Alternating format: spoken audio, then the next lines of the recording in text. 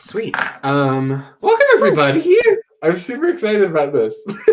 Yay! It's gonna be fun. For some of you, I haven't played D&D with you for a very long time, so it's nice to be back all in one place and with a setting that I am very proud of. Over the break, I've done a lot of thinking on this one, and I have a lot of fun notes and world building done.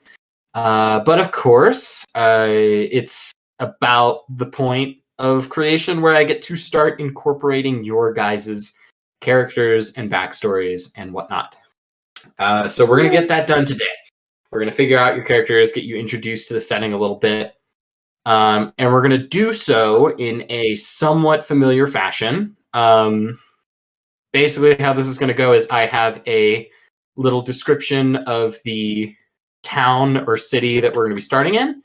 And then from there, I'm going to open the floor up to you guys to ask questions. And this is sort of a style of character creation that I've come across recently that some of you are familiar with, where basically you guys as players are going to 20 question style ask me things about the world.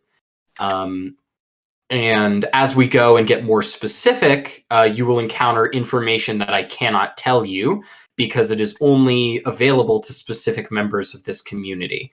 So, for instance, if you wanted to learn about the safe combination to the bank vault, I would not be able to tell you that right away. You'd have to decide to be a banker before I could give you that information. But there is an exception to this. Because there is a currency that I will be giving you that is only used for this portion of the game, so no need to save it for later. These are called community coins. And community coins are essentially a representation of your character's status within this community and their influence before the game starts. So you can use these in a myriad of ways.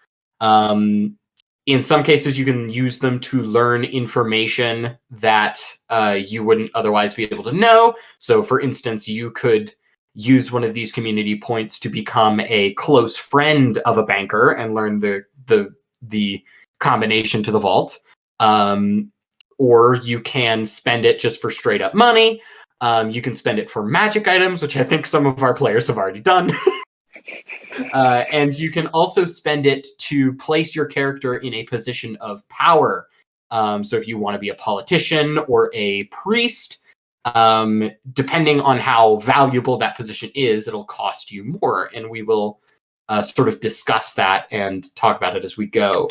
If we touch upon a piece of information that only your character knows, we will hop into the secret tunnel and we will discuss it there. And Hayden will come with us and record it, and then later on you guys can listen back to it after we've played through the campaign fully. Okay, so like I should take active notes because I won't be able to listen back to the recordings instantly because they will have secret information that I should not know. I think, do you guys want to do an honor system of like, if you're listening back to it, just skip the secret parts? Yes, deal. Okay, Yeah. okay. Sure. Yeah, cool. Okay. Yeah, we'll so do we that. Will have easy access to it. Yes, you might want to get some notes started, because this campaign is going to be a mystery type of deal. So you are going to want to keep track of the clues which you have discovered. But yes, that's also kind of why we're recording it, so you can listen back later and figure things out. Cool. Okay. Yay. Does that make sense to everybody? Do we have any questions? Okay, cool. Sweet.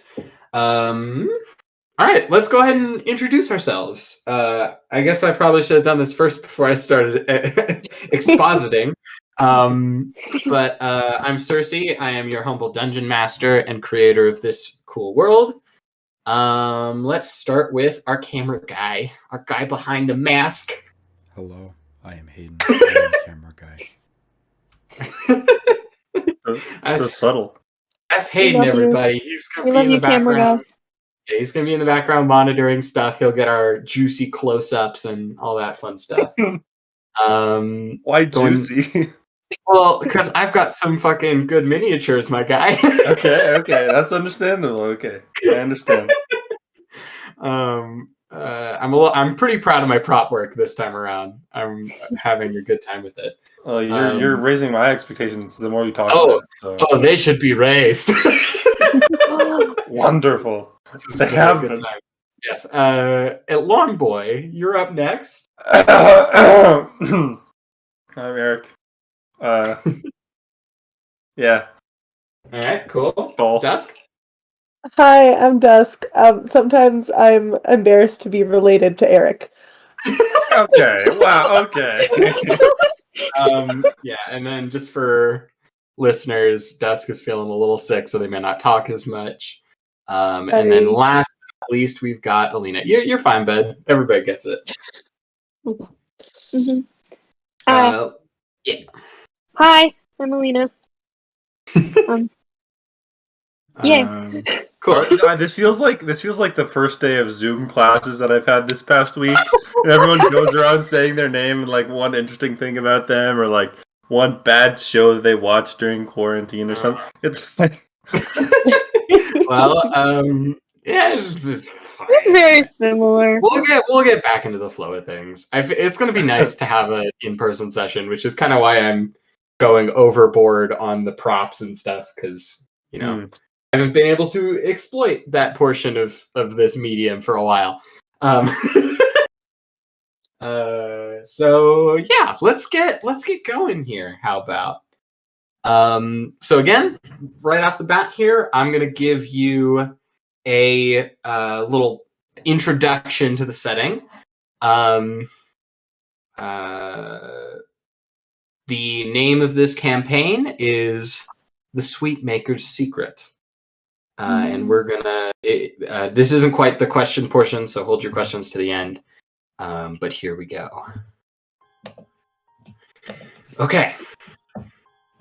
On the edge of an ancient canal sits a quaint city. Its population lies somewhere between 2,000 and 3,000. And despite the differences that the people may have, the city is always powerfully united and peacefully quiet. The homes and buildings are all constructed of neat, thin woodwork. The structure is ornately surrounded by intricate stonework. Streets with floral patterns and winding rows of soft-edged cobble.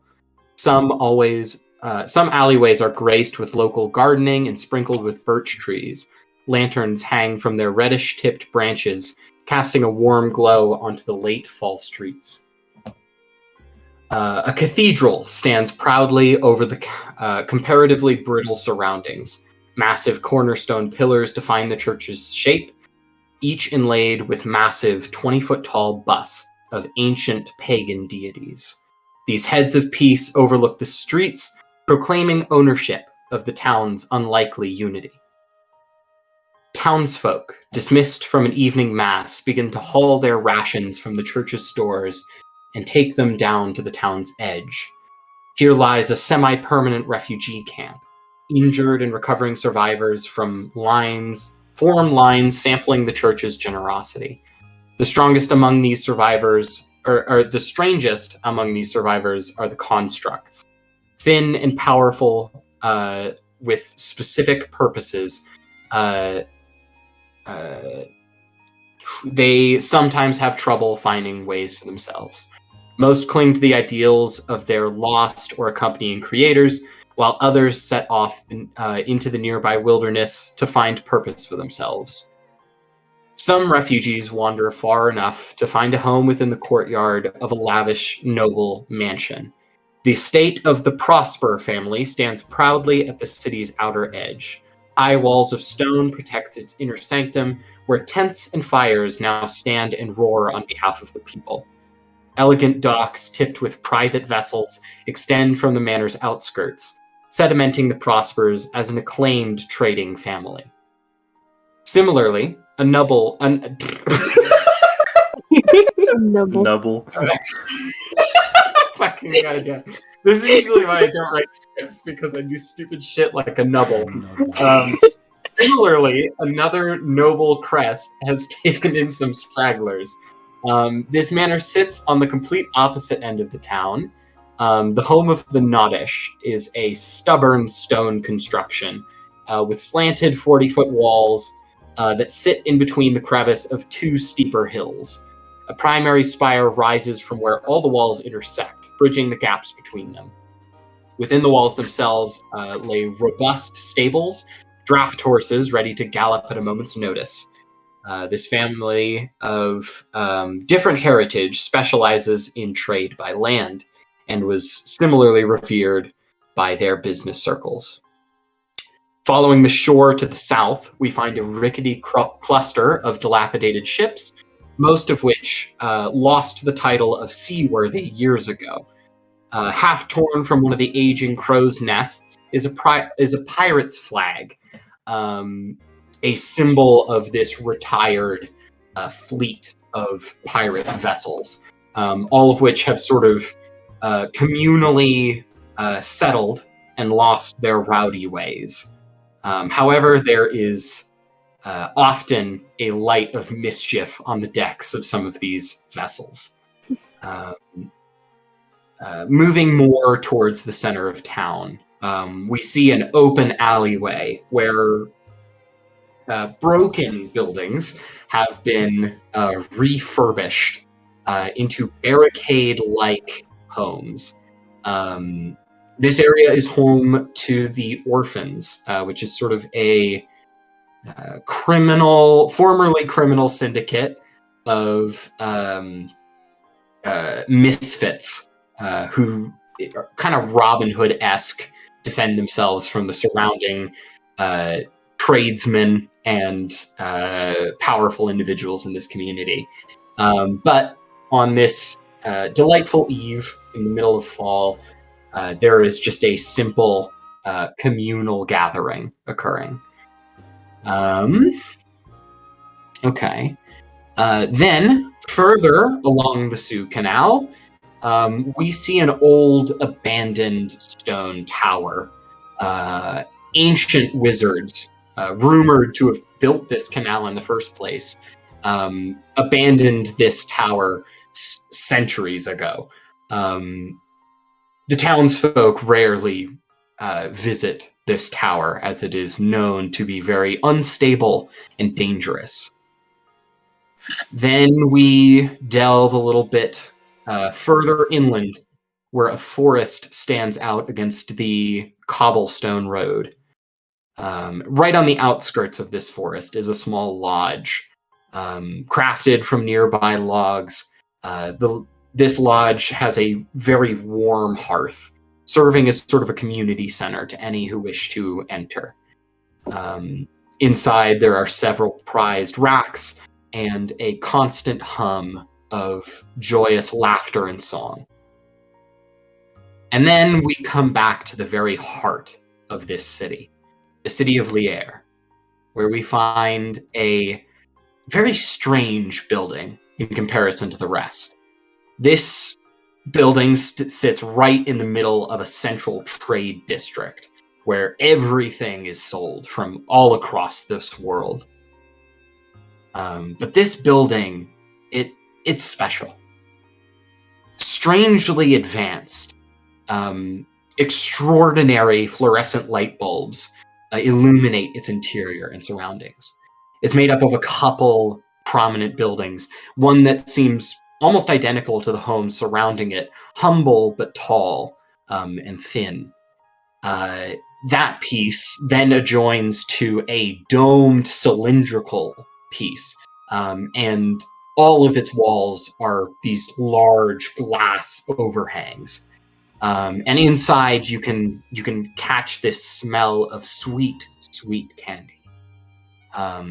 There's this sprawling kitchen, multi-tiered, all connected to this one gigantic hearth, where candies are created.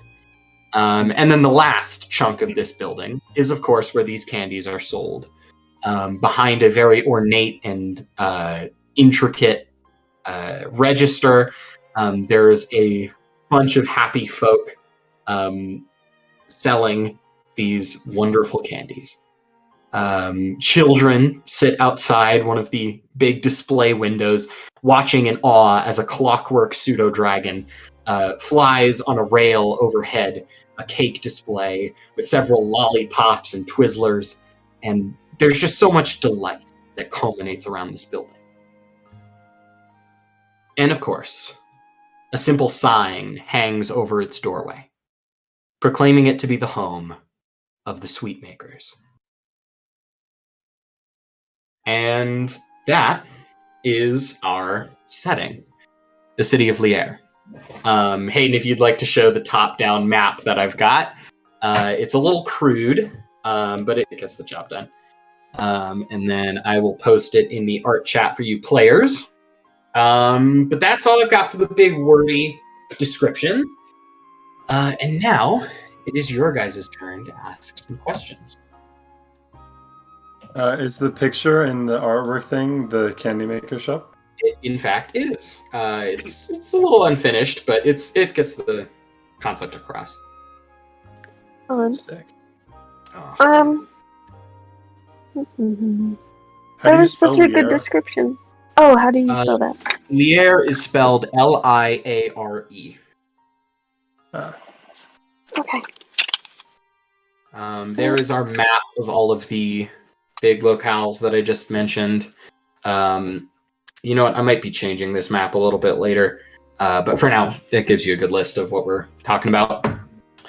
So the Sweetmaker is the number one in the middle. You got it. Yay. Okay.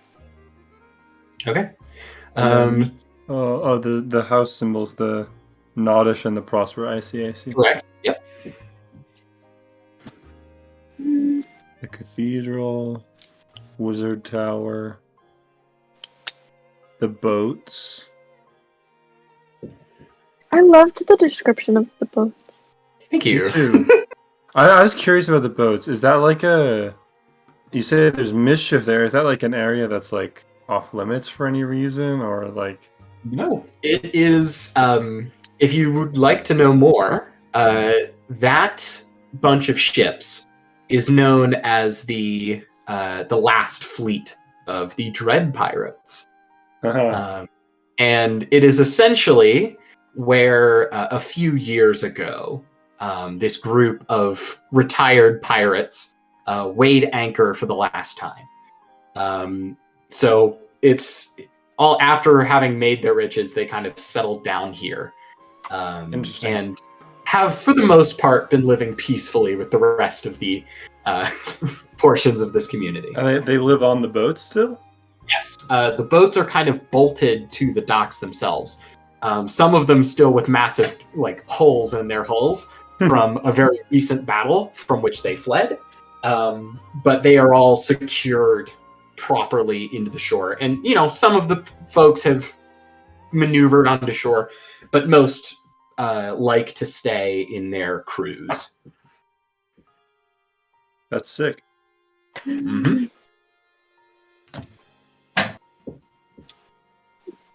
Can I ask about the orphans? Yes. Okay, so the orphans is fun. It was kind of the section that I had the hardest time writing about. You could probably tell that was improvised. I want to know so bad. The orphans are... They gain their name of the orphans because this town has not always been as calm as it is currently. There used to be a lot of feuding and a lot of literal home wrecking within this portion of the world. And as a result of that, several of the harmed from this system sort of banded together in sort of a Robin Hood-esque group, and they dubbed themselves the Orphans after the loved ones they had all lost. And they all sort of together fought for freedom and equality from whatever other portions of the community were sort of going rampant at the time. Think of them kind of like the kids from Les Mis. So like the empty chairs at empty table, that crew, except they lived and are older. door. Got it. Okay. So what are the orphans? Sorry, what are they like now? Like, what what reputation do they have? They are surprisingly all right. As I mentioned, the refugees have sort of filtered their way through this community, and a lot of them have found a home with the orphans. And the orphans kind of have this row where an old burned down home has been sort of torn apart for pieces. There's sort of like, the barricade from Les Mis. It's as if they settled in that and kind of never took it down. So there's just a lot of weird makeshift homes where an ancient feud just kind of left these little structures, and they've just refurbished them and used them as homes now. But they don't have a lot of status, but they certainly are not oppressed at this point in time. They have good relations with even the nobles, whom they in the past have opposed. So would it help me to watch Les Mis? Just look up the barricade from Les Mis and you'll get it. I should watch it eventually. Yeah, it is really good. On the list. That's the Barricade primary thing. inspiration for them. Okay. Oh shit! I have a picture of the actual buildings. 1 second. Here is Hayden. If you could show this. Here is what sort of the general aesthetic for these buildings. Just kind of odd, slanted, French-inspired architecture. That pen? Yes, it is. Little sprinkle of German in there. But yeah, just some quaint little That's so architecture. cute. Thank you. And there shouldn't be mountains. I don't know why I put mountains there, but this is a coastal town. Some coasts have What do you mountains. mean? Those are so totally clouds right there. Watch those be waves Yes, thank you. about to crush on the city. Oh, wait. Jesus. Yes, the tsunami. Okay, and I know that one of our party members here is a little bit constrained for time. So, Alina, I'm going to let you take the spotlight right now, just so that if you have to dip out early, you're not missing much. Okay. Yeah, so I'm gonna primarily focus on you, just because I don't want you to be cut short. Yay, what does that mean? Yeah, so go ahead and start asking some questions. My main one was about the orphans, honestly. I Okay. just love the idea of them. I guess I kind of need to know about the nobles. Yeah, okay. So the Nodish and the Prospers, as mentioned, are both big trade families. Each is sponsored by a different distant monarchy. So there is one to the east and one to the west.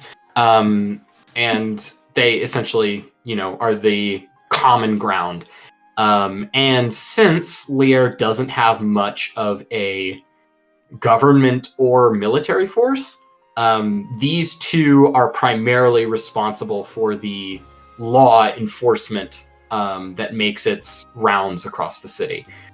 So privately sponsored military type deal. Thankfully, they are rather accountable. So there hasn't been much trouble recently. Okay, recently. But yes, the Prospers, of course, are by sea, and their family is typically elven.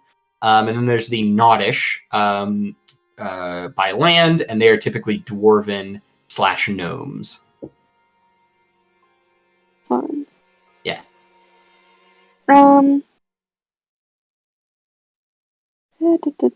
Is there a jail? There is, although it is completely empty right now. It lies. Completely empty? Yes, it is a dungeon beneath the church. And that's suspicious. yes, and the fact that it has been empty for a long time is actually sort of a citywide achievement that everybody is really proud of. I'm gonna occupy that cell. Oh, dang it! That's what I was about to say. I really wanted to just break the law. Unless you okay. Exception being, if you want to be the character who, if you want to be the one person who broke the not in jail streak. Wait, Eric, does your character want to break that streak? Because my character would know. so put you in jail. I don't That have would be really fun. definitely that'd be great. possible. Okay, possibilities. Go into the church dungeon. Curiosity killed the cat. That's I'm pretty good as far as questions go. Those were my main two. Okay. Let's get more specific with your character then. Where do you think your character is from within this community? Also, they could be a refugee. Probably a refugee then. Okay, sweet. I'll give you more information about them. If you will look at the top of the map, there is a road that goes along the course leading to a place called Mendel. And Mendel was recently torn apart by sort of a civil conflict, an internal rending, sort of. And not a lot of is known about what actually happened there. But it happened within the past 2 months, and it resulted in a lot of magical destruction, and people had to flee.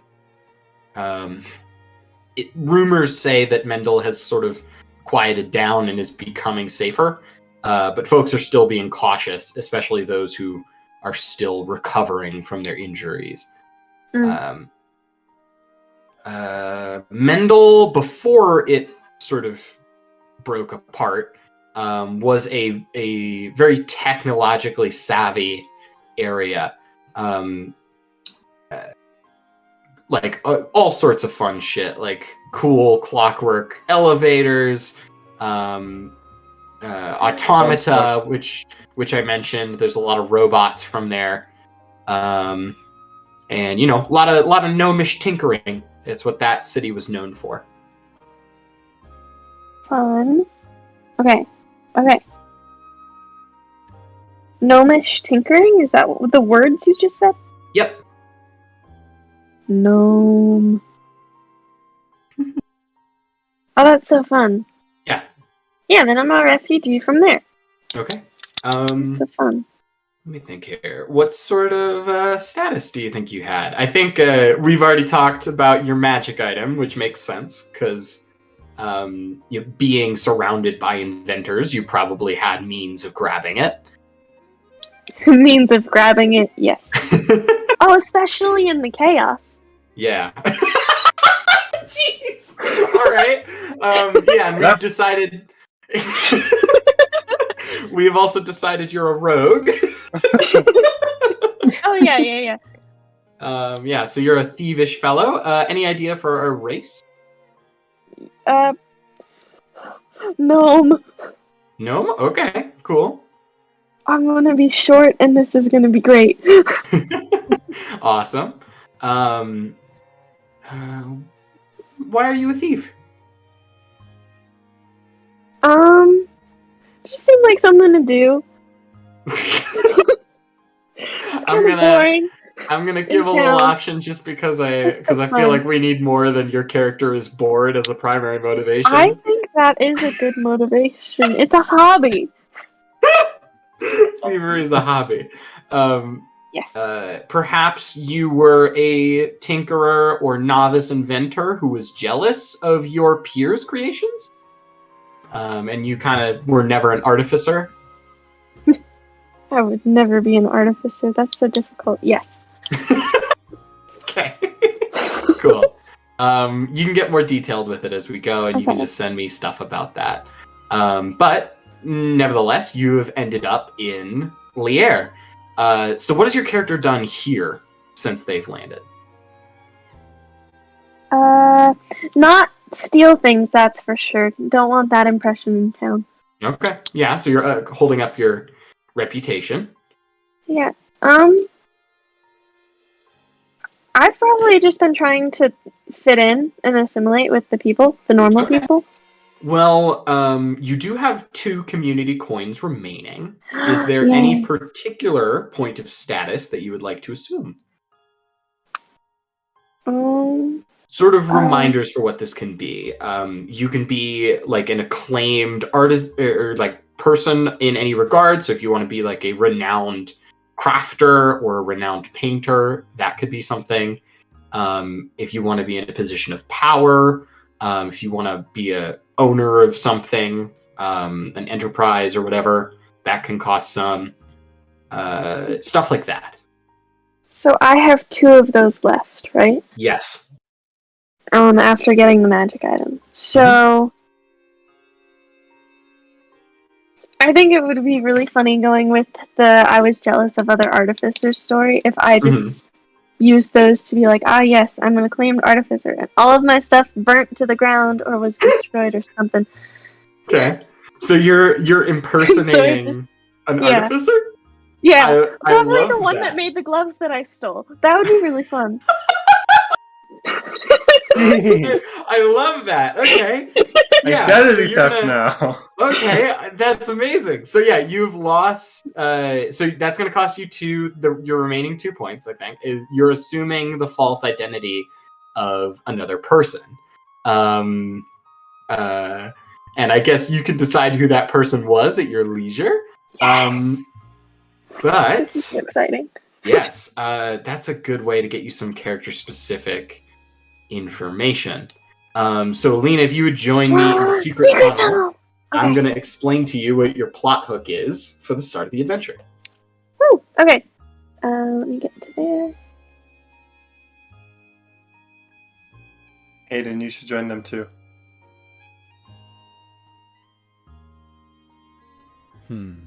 I'll think about it, but I appreciate the recommendation. Of Hayden? Okay. Hello! You back? Okay. Great. So, Alina, I've got a thing for you. Okay. So, our story begins with something abnormal. Okay. The initial inciting incident is as follows. The Sweetmakers have disappeared.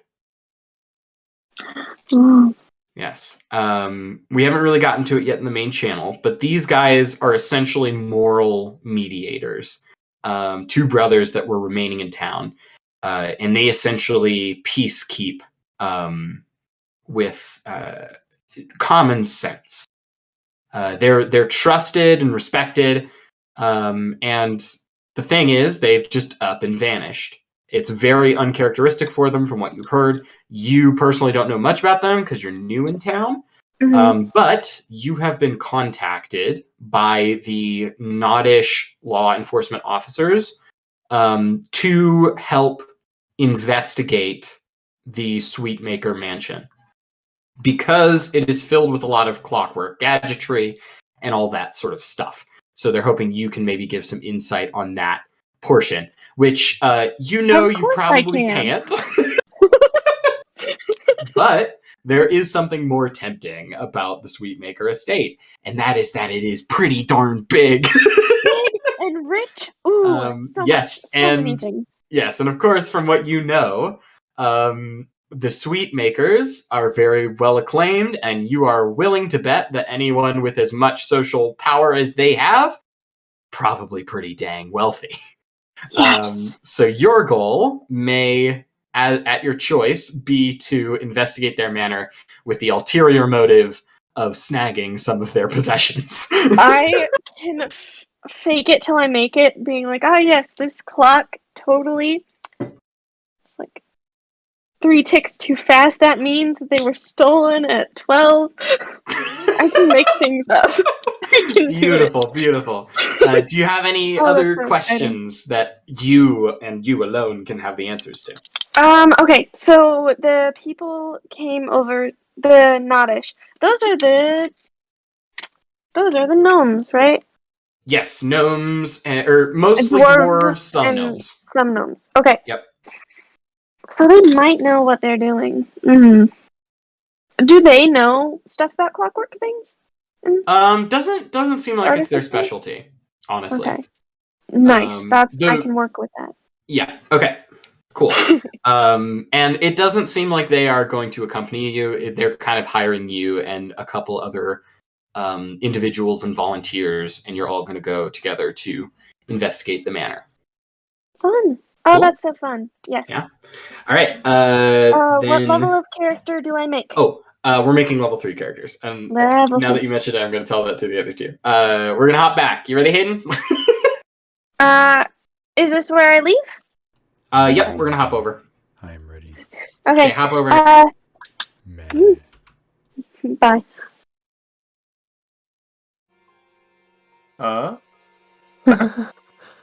Okay, I think Alina left. I was going to have her say goodbye, but I wasn't really getting what she was saying. Okay, before I forget, we're making level 3 characters. Alina was was right to point that out to me. And I believe Alina's all done and all good. And she's got all the stuff that her character needs to know. And that reminds me, while we're talking about it, I am going to exposit a little bit about the Sweetmakers. Because the inciting incident for this adventure is their disappearance. The Sweetmakers are moral peacekeepers. They're sort of the voice of reason that is widely trusted among all of the individual pieces of this community. And they typically step in whenever there is an abuse of power.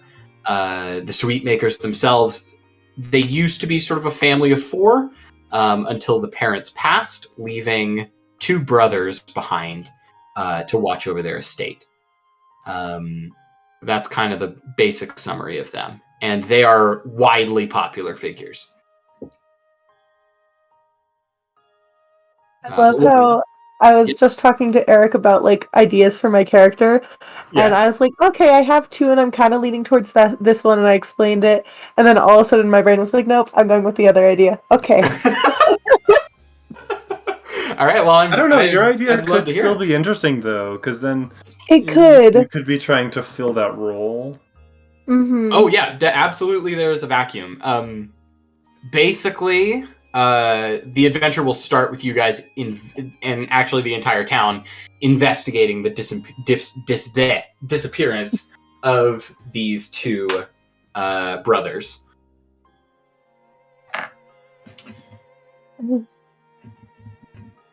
How long ago was the kind of rebellion or like overthrow of the government that was oppressive? Let me see here. So giving more detail into that, this town kind of has a history of the individual factions rising to power and being sort of abusive with it. So each of the places that I've mentioned, the heads of peace, the Noddish, the Prospers, the Pirates, all of them had their individual points of superiority and dominance over this community. But all of them were eventually talked down via the mediators of the Sweetmakers. So all of these factions are kind of unified by their presence. The orphans specifically came right after the church rose up, which was kind of the first dominating force of the town. So it was kind of just a small town. Then it became a city, and the church was kind of in charge of everything.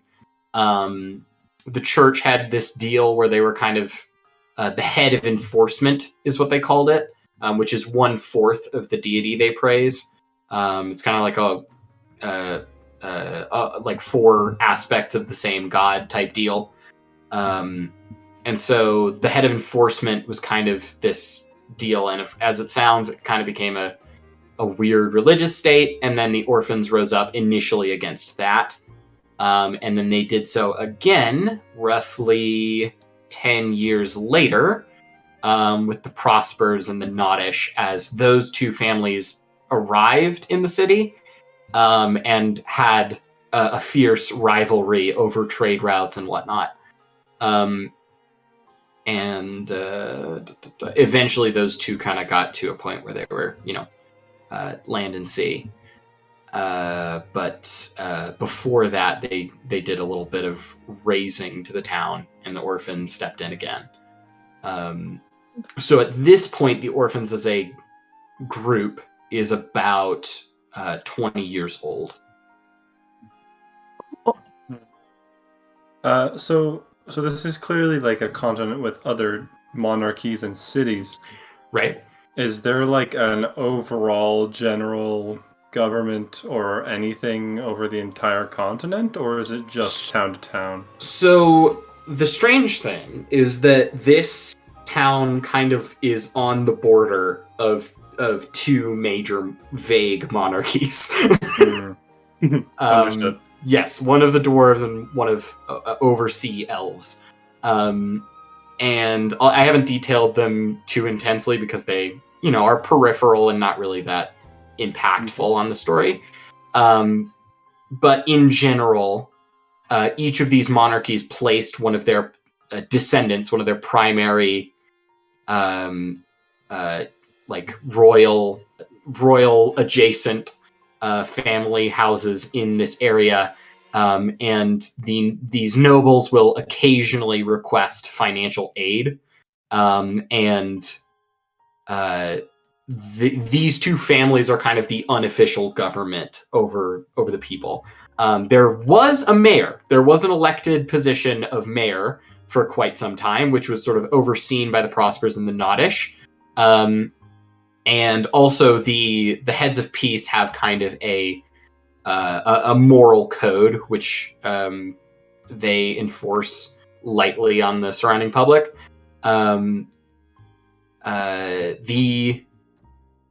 There isn't currently a mayor, though.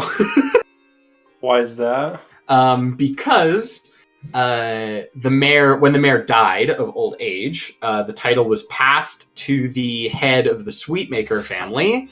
And then when he died, no one was really appointed mayor again, but it kind of silently fell on the heads of the two sons. And then they disappeared. Yep. Okay.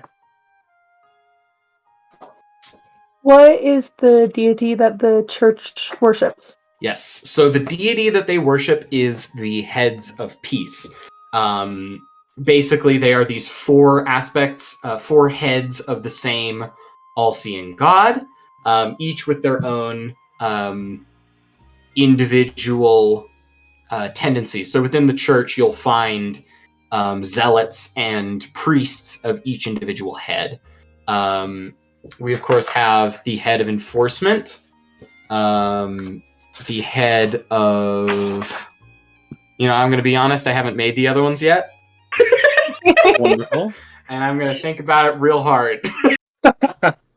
When you said Instead of four heads, instead of instead of four improvising, heads, like a bunch of Oh, yeah. No, it's that literally caught me off guard four. there for a second. It's literally four individual floating heads.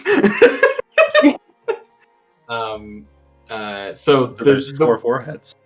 Yeah, and I guess I just now realized it. The head of enforcement is really the only one that is historically relevant, which is why it's the only one I've detailed. Because it was the ideology of this unrecognized deity that was most easily abused, and allowed the church to kind of literally create a military state over the people for some time. Very cultish in its origin. But nowadays it has gotten further from that, and the other heads have been more focused on. So I guess if you guys have any suggestions for what the other heads might be, I'm all ears. But they are, they're the heads of peace, so there's enforcement. There's probably one that's like ideals, or another that is like gentleness, stuff like that. Oh, and the fact that I mentioned that they were kind of pagan, and that is because being on the outskirts of the other major monarchies, which have their own dominant religions, this one is like an outlier. Like, this is the one church of the heads of peace in existence, and no one else really recognizes it. But this town has had this church and this cathedral for its entire existence. Interesting. Yep.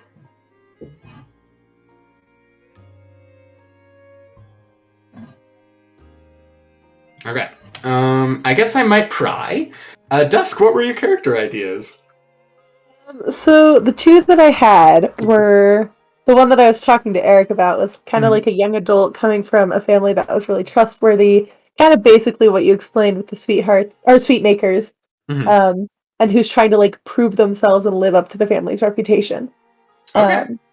And the Yeah. other idea I had was like one of the orphans who spent their whole life like fighting and preparing just in case something happened where they like got to participate because they watched their older siblings like protect them and participate. They're like, I can fight too, guys. They're like, no, let the adults handle this. Yeah, but there was never like a real point of contention for you to get involved with up until now, of course.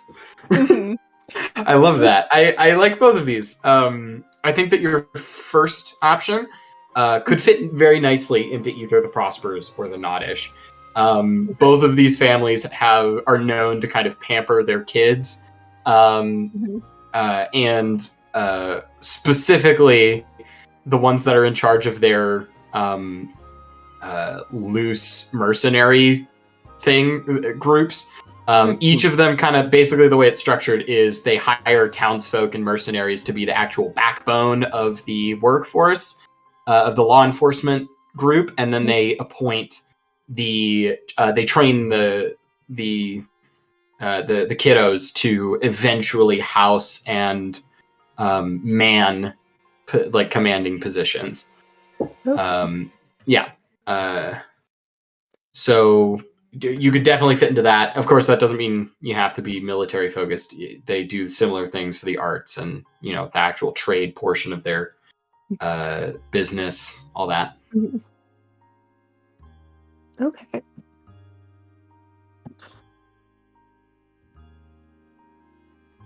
You want to think about that for a bit? I can go over to Eric. One question before. Yes, but one question first. Go for it. Go for it. So, okay, wait. Never mind. I just remembered my own question. Sorry. You're good. Okay, so you can think about that for a bit. Eric, what have you got cooking? My idea that I thought would be fun was, well, I was initially thinking, well, you know, this is like a quaint town with many strange, different things, and it would be fun to play a sort of a child character who is who possibly doesn't speak much, but is very curious about things, very extroverted and outgoing, and possibly, you know, maybe a refugee, maybe a refugee construct, even maybe a daughter of two orphans, two of the orphans, or a son or a child of two of the orphans, or whatever. Right. And someone who possibly wandered onto the pirates' boats and befriended the pirates, and just ventures there to have fun with them every now and again. That was my idea.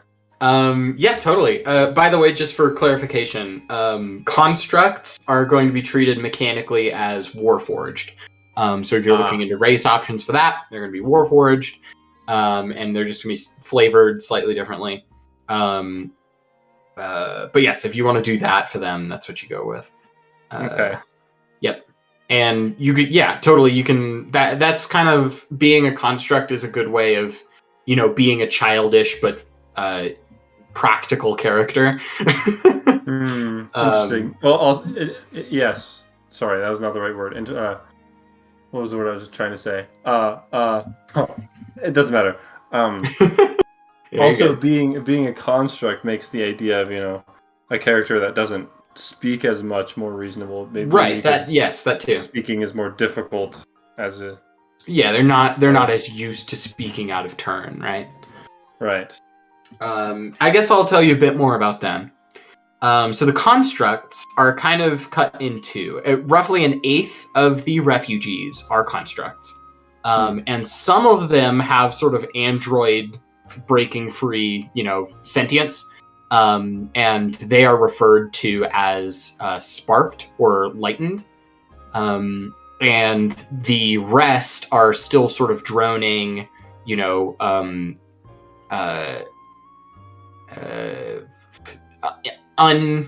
unsentient, but like still animate creatures. So like they're only able to follow orders. And no one super knows why this sort of sparking thing happened.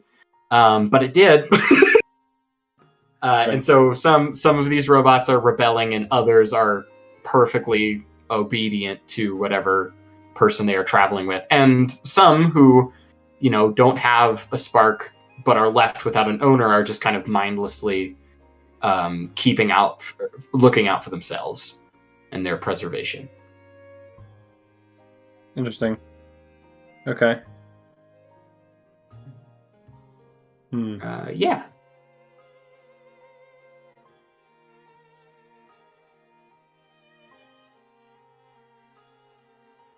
Do we want to go back to Dusk? Possibly. My brain is racking itself. Yeah, you're good. Hayden can cut out breaks and stuff. Dusk, you got anything? You can also ask some more questions if you want. Learn a little bit more.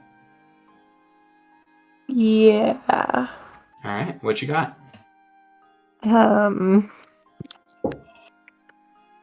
A lot of ideas and no way to put them into words. That's what I like to hear.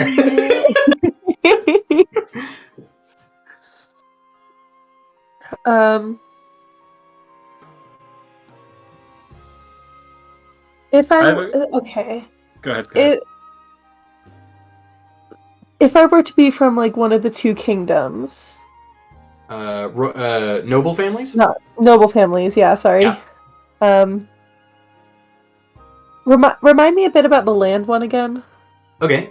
So the Nodish, primarily like the blood relatives of the Nodish are Dwarven and Gnomish. There's sort of a wing of the family that married with gnomes. Roughly 4 generations inhabit the home. The keep itself is settled in between 2 hills. It kind of looks like a crude mountainous dwarf structure that's been slammed in the middle of the hills. But it's got a very defensible, rugged look. The walls are all fucking 5 feet thick. And below it, there's a bunch of carriages, horses, a thriving trade industry. And they use their position at the outskirts of town to send carriages and stuff to other neighboring towns that are further inland. Let me see here. Yeah, that's what we got. Cool. And could you also remind me a bit about the ones by sea? The Prospers are Elvish. They are sort of prim and proper. The Nodish are kind of, if you were to ask like a random person like the stereotype associated with either of these two things, the Prospers are kind of the snobby, over the top, prudish, and the Nodish are usually regarded as lazy. Nodish would rather, loaf around rather than solve a problem, and the Prospers are overly over-controlling, overbearing, and with standards that are unusually high. Those are sort of the noted community views of either of these two parties, either of these two noble families. But the Prospers have a very nice trading fleet. They only have one competitor in town, which is this tiny little seafaring trade outpost. But they have very nice uniform estate. The Nodish keep is pretty darn chaotic because it just like sprawls out in different directions. But the Prosper keep, completely symmetrical, very pristine. Yeah, that's what we got. Okay. I think I might go with the orphan idea. Okay. Ask for all this information Yeah, and then it's like, it's good to know all that anyway. sorry, not doing No, that. you're good. You're good. That is something you would know as an orphan. Okay. So yeah. And again, just because we're kind of figuring this system out, that is what I'm telling you now without costing you points is, not character specific. It's general information that everyone in the town can learn given enough time. But if you want to learn more specific stuff like the inner workings of a Prosper or a Nottish, drama that's going on between the two houses, whatever, history regarding them, you can either choose to be someone within those factions, or you can spend points, community coins, in order to learn that. Just so that we understand how the system works a little bit. Mm-hmm. You got that, Eric? Mm-hmm. Cool. What were you saying? Could I spend points to have Sorry, my brain is really slow right now. Oh, you're good. Could I spend points to have my family or group of close people be higher rank? Not, I don't want to say ranking, but I would say for the orphans, they typically value seniority. Okay. So the longer you've been a part of the orphan syndicate, the more respect you have among their ranks. So yeah, that is a very avid example of what you could use your points for. Nothing says you have to be a youngin'. You could full on be one of the elder 40-year-old orphans who's like, hell yeah, Mm-hmm. I'm ordering everybody around here. Okay. Yeah. And but yes, that is totally something you can spend your coins on. Cool. And what races do the orphans consist of? Everything. Got it. They're a band of misfits, right? They're like the Yeah. church, except they actually accept everyone. Gee.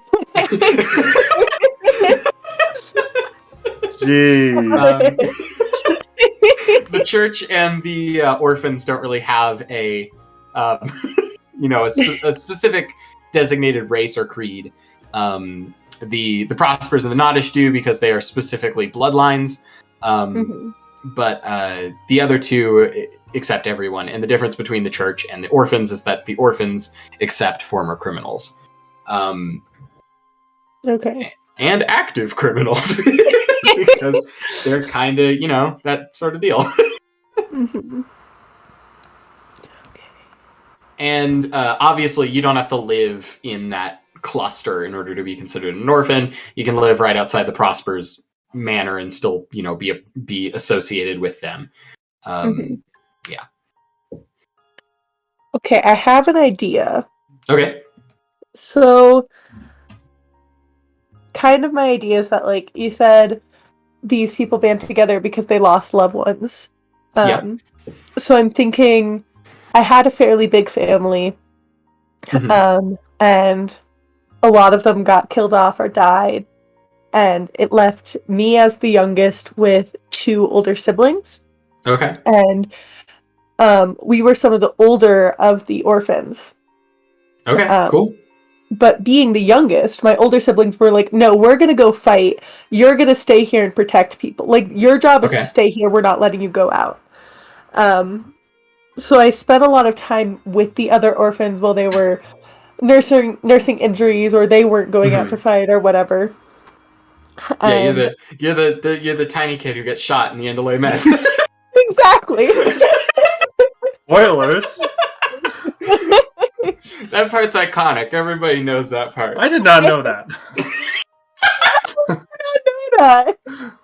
It's your I'm fault. really good at avoiding spoilers somehow. I don't know. It's okay. It's okay. But you're that kid, except you weren't on the front lines. Exactly. Okay. Yeah. I gotcha. But during this time, I really wanted to go out and fight. Yeah, of course. So I spent forever learning are how your to siblings still okay? Or did they actually like? fight. Yeah. Okay, sweet. I mean, maybe one of them got like injured and can't fight anymore, but they're still Oh, that's pretty alive. badass. Yeah. Okay. Cool. Yeah, and you've kind of tangentially gained respect through that, right? But you're yeah. kind of sour about not having earned it. Mhm. And I guess that would probably determine your age, which would probably be Mhm. either mid-30s or mid-20s, depending on which conflict your family was involved with. If it's specifically the one breaking away from the heads of peace, then it would be 30, 35. If it was revolting against the feud between the Prospers and the Nodish, it would be closer to 25-ish. Okay. Yeah. And the Nodish and Prospers, that whole deal, it wasn't specifically targeted against the orphans, but you're caught in the crossfires when there's two big noble families. Yeah. So yeah. I think I'll do the older, the 30 to 35. Okay. And the second time conflict arose, I was like, okay, this is my chance. And they were like, still no. I was like, fuck you. I just want to fight. I will just clarify, you were 25 at that bit. Yeah. I love that. Okay. Okay, so are we locking that in? That's what we're going with? Yeah. Okay. Do you want to get more specific? Tell us a name, maybe describe them a bit. Oh, name.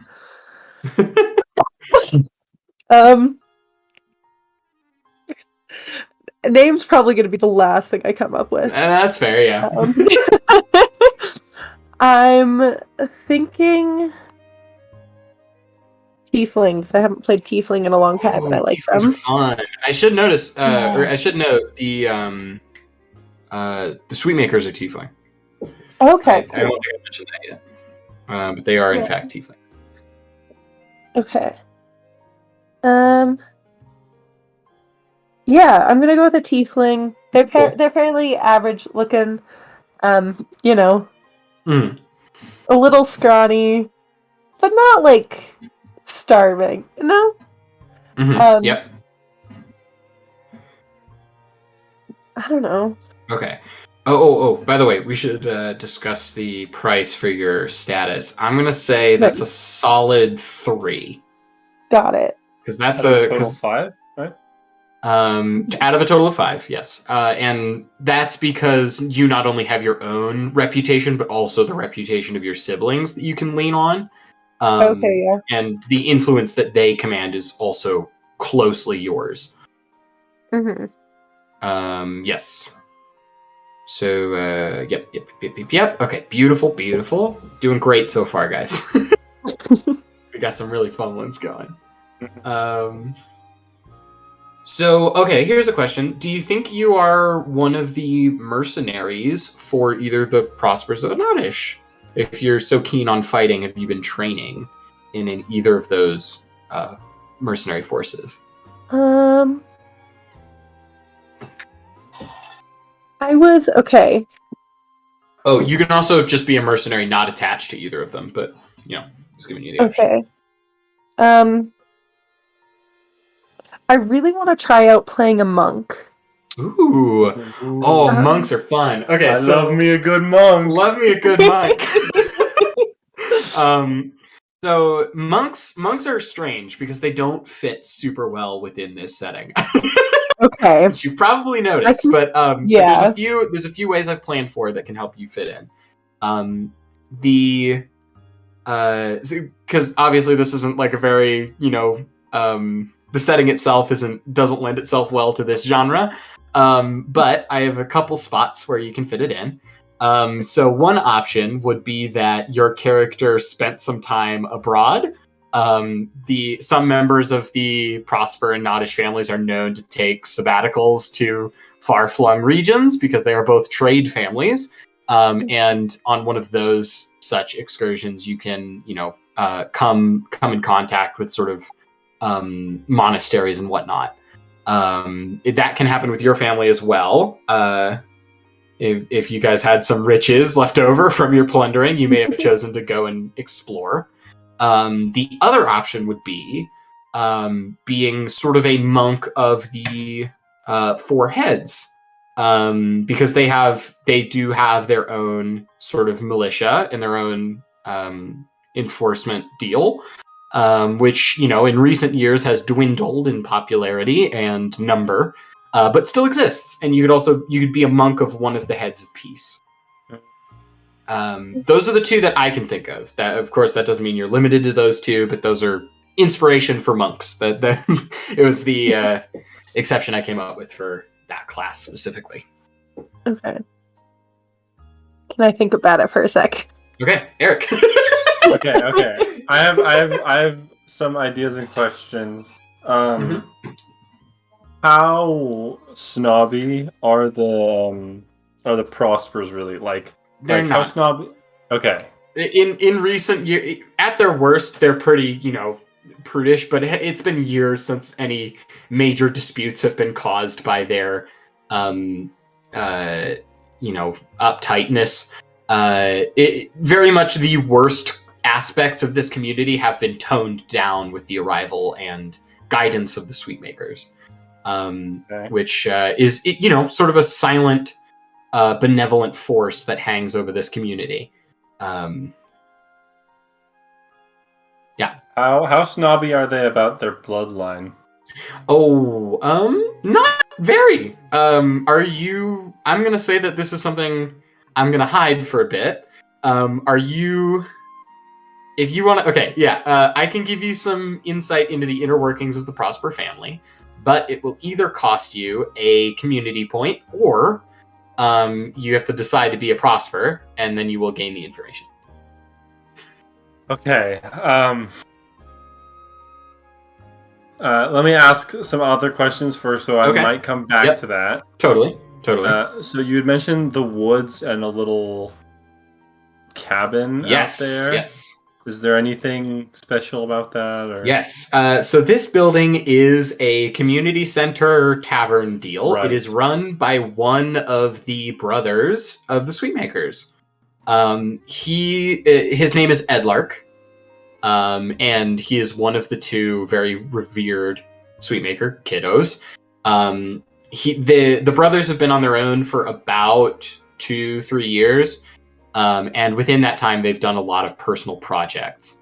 Edlark's being this lodge.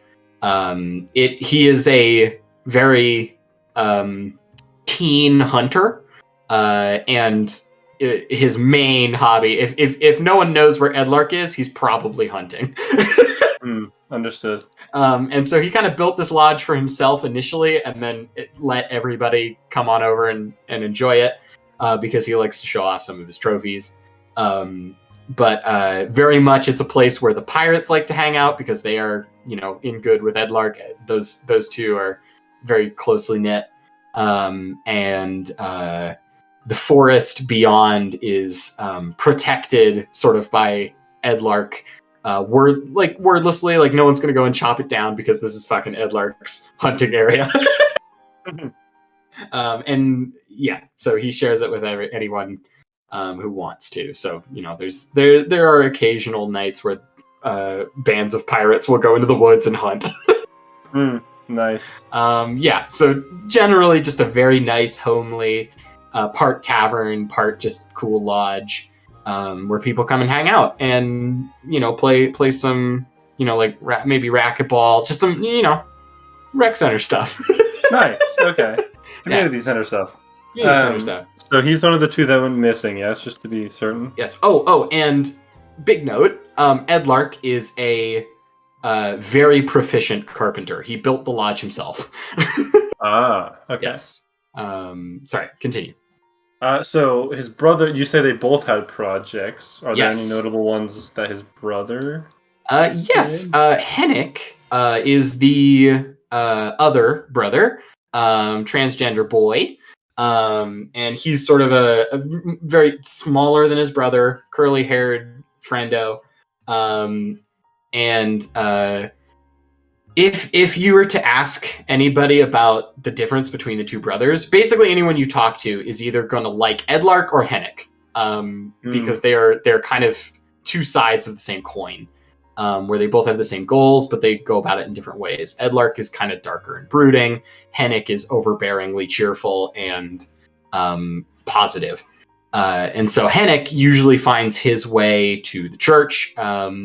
He was also kind of responsible for helping out with refugee camps. And he's known as sort of like he's a figure in the church. And also does a lot of dealings with the nobles. Okay. So you kind of have your pristine brother, and then you have the brother who's willing to get down in the muck and do shit. I see. And they are twins. They are not identical twins, but they're twins. Exact same age, all that. So Edlark kind of is a cross of many ideas that I had, including, I was considering playing a druid, or not. Oh yeah, yep. Not a druid, a ranger. Yes. If you were a ranger in this town, you were very much good hunting buddies with Edlark. And also, I was thinking about having befriended the pirates, which kind of goes hand in hand, it seems. Mm-hmm. So that seems like a prosperous route. I do think I have more questions about the Prospers. Okay, go for it. So, very, very strange question. Mm-hmm. If, perchance, one of the members of the Prosper has a child with a human. Mm-hmm. Is a half-elf child? Is that something that they would be like, bad, we have to hide this child? Or is this something that they'd be like, oh, it's chill? Was it you or Dusk who wanted to know more about you're cycling back on the Prosper question. Yes. You're gonna I'm debating whether or not this is common knowledge. Let me think here.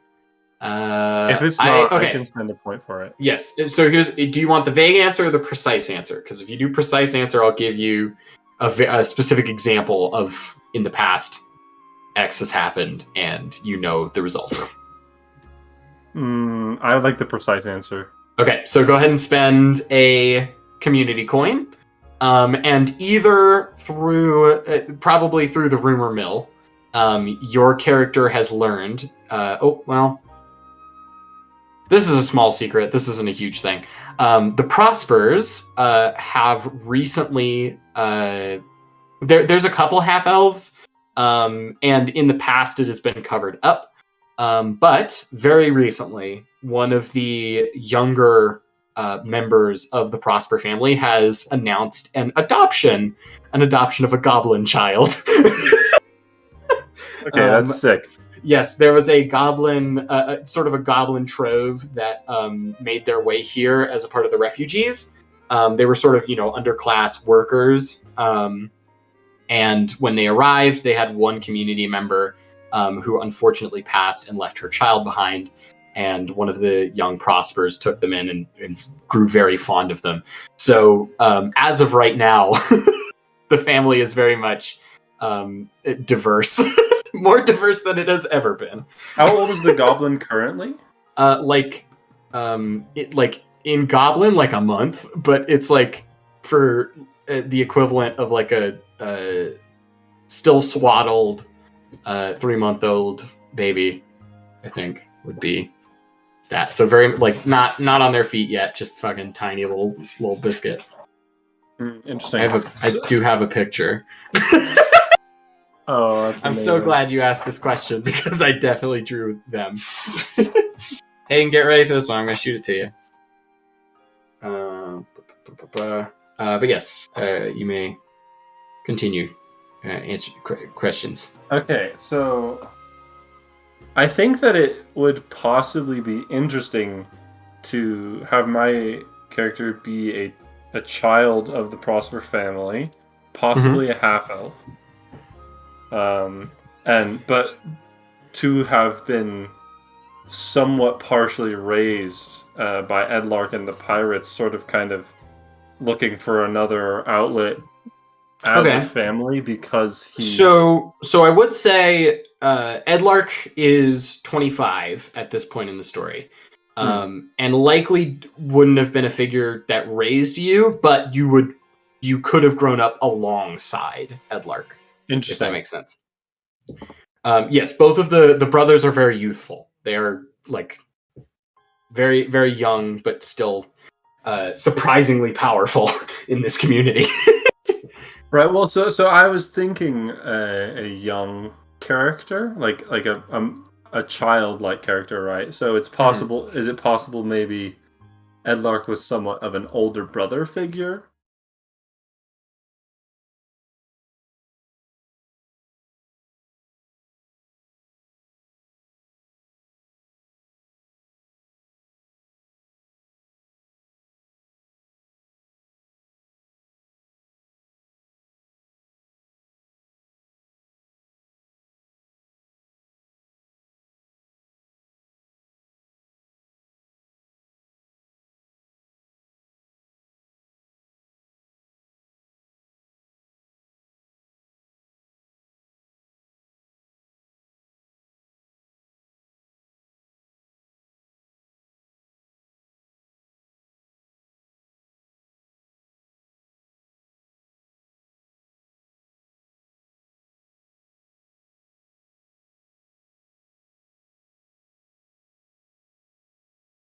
For some reason, my phone isn't letting me send pictures, but there's an adorable goblin baby on the way.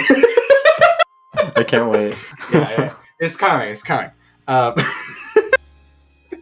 Um, but where was I?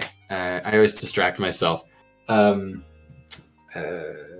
What was I talking about? Pirates are brand new. So yeah. Okay, so then it's possible also that my character made quick friends with them as they were looking for a way into the community. Totally. Cool.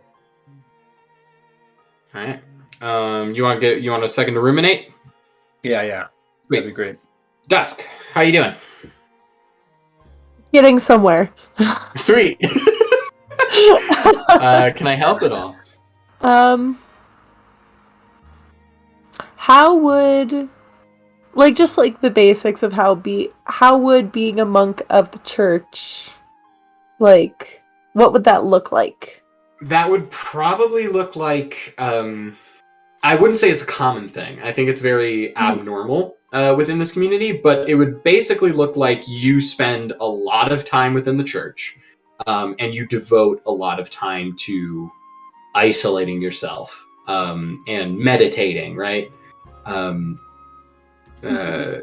Because you're focusing on this training and probably pioneering it amongst these folks. So maybe it's just you, maybe another senior monk who's sort of learned from past teachers and is just barely passing it forward. But it would definitely be an odd position, I think. Okay. And just because I'm throwing multiple thoughts around trying to figure out what I want. Yeah. Would it be possible to be a fighter without being like part of the militia? Absolutely. Yeah, there's plenty of mercenaries. There's, washed up pirates. There's plenty of people who are capable of fighting who are just kind of wandering around here. Because there's, a pretty popular hobby amongst able-bodied folks is hunting, so you could totally be a hunter. And you don't have to be a ranger to be a hunter. You can be a fighter who hunts. But yeah, there's tons.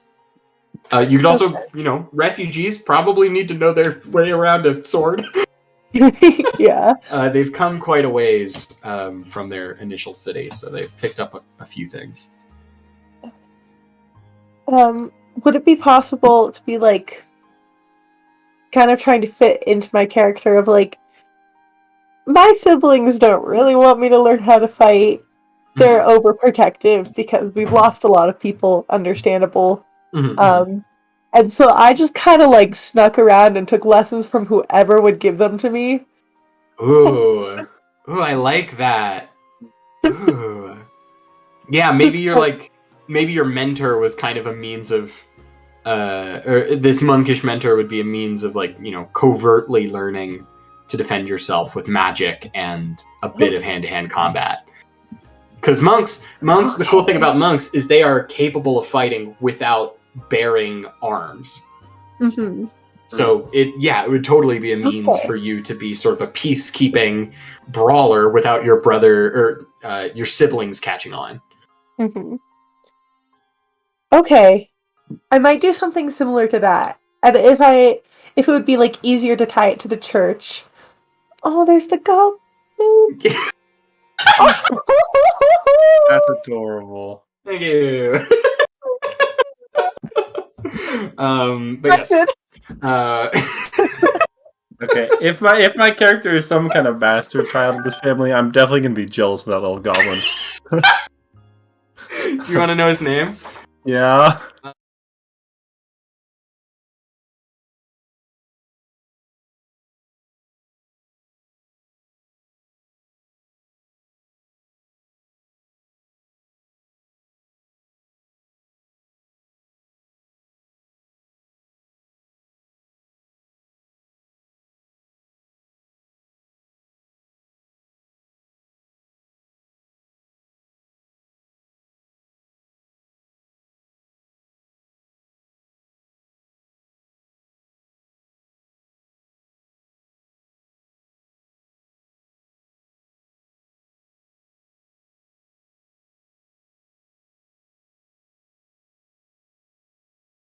The monk into the church. Right.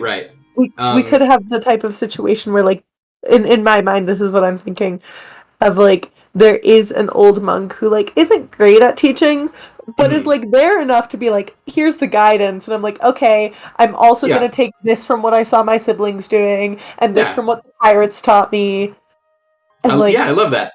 Okay. This monk, I'm also, now that I'm thinking about it, if you're taking after like a specific mentor, they could be from like, they could have been a seafaring pirate before they settled down here. They could have been, maybe a druid of the woods, or they could, or even a refugee or something. Like they could have. If we're just saying you're getting this from like one mentor, which I think you're liking the idea of a mentor, right? Mm-hmm. Then yeah, they can be from anywhere you see fit. Okay.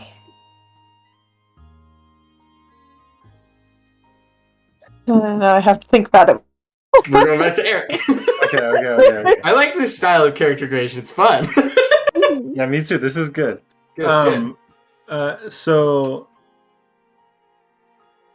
I'm like, I like the idea of growing up alongside I Edlark? wrote his name Edlark. I wrote his name better on the other side of my paper. Wait, I have to fix that over here. So it's actually legible. Ed, and then Lark. Yeah. Edlark. I just wrote it really poorly the second time. Oh, yeah. So that's fun. And the idea of, and if I do that, I think that just being like I don't know how. I guess I'm asking more questions about the Prosper family.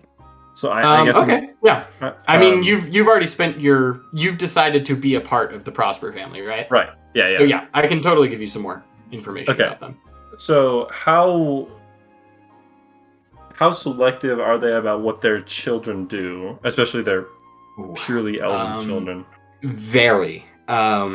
They are pretty darn restrictive. They primarily want their children to adopt one of the family trades, which is either politics, trading, or being a part of the military force. And part of their dominating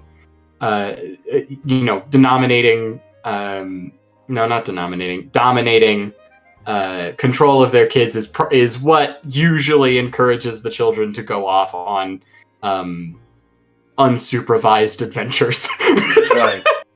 Right. So there are plenty of foreign trips. Being a trade family, it's important for their kids to see the world. So they are open to. So you've had a number of siblings who have surreptitiously gained permission to travel to far off places and probably just fuck around. Yeah. But yes, they're very pristine. Reputation is a huge thing to them. So you would be very much in trouble if you went out on the town and got real drunk and ended up pantsless in the street. You'd be very much ostracized from your family for that sort of thing. Although since you're not really incorporated in the family too much, there's probably some leniency for your character. Okay, well, so if my character is purely an elf, Yeah, I guess for their elven children, how are they about their children interacting with the other children and other people of the town? I'd say that aspect has gotten better, so long as you're giving a good impression. They've definitely gotten more social since that thing. They aren't especially if that other child is a family member of the Sweetmakers, right? Oh, absolutely. Right. Yes, because they're like all good and happy. Yes, absolutely. The Sweetmakers are pristine in reputation. Well, Edlark kind of has his shtick, but the Sweetmakers are almost royalty to this town. And you, as a Prosper, would know that Prosper funds went to making their estate when they first arrived here. They're very good friends with pretty much everyone. Okay, so I see two possible routes here. Mm-hmm. Maybe three. Okay. The first is an elven child born near the same time as Edlark and Hennick. Okay. Befriends Edlark, and they kind of grow up together. Still, like possibly picking up politics from the family, as well as doing Edlark things. Then possibly when the pirates come, as I've trained as a politician, I'm able to befriend them and sort of get them to befriend them with Edlark as well and the rest of the town. Right. That's kind of option one in my head. Option two is the half-elf thing. Right. The same sort of thing where, my family cares about me less, so I reach out to the Sweetmakers and Edlark. Yeah, and you bond with the other rebellious noble child. Right, exactly. Yeah. And then I guess the pirates are there too. Third option. Yeah. Third option is a much younger half-elf. That still looked to Edlark for companionship, but it's less of like a like super close friends thing and more of like I'm gonna follow you, a distant respect. Yeah. So those are like three options that I kind of like. Yeah, those are solid. Loving those. I kind of like the idea of the elven child who's also the politician. Right.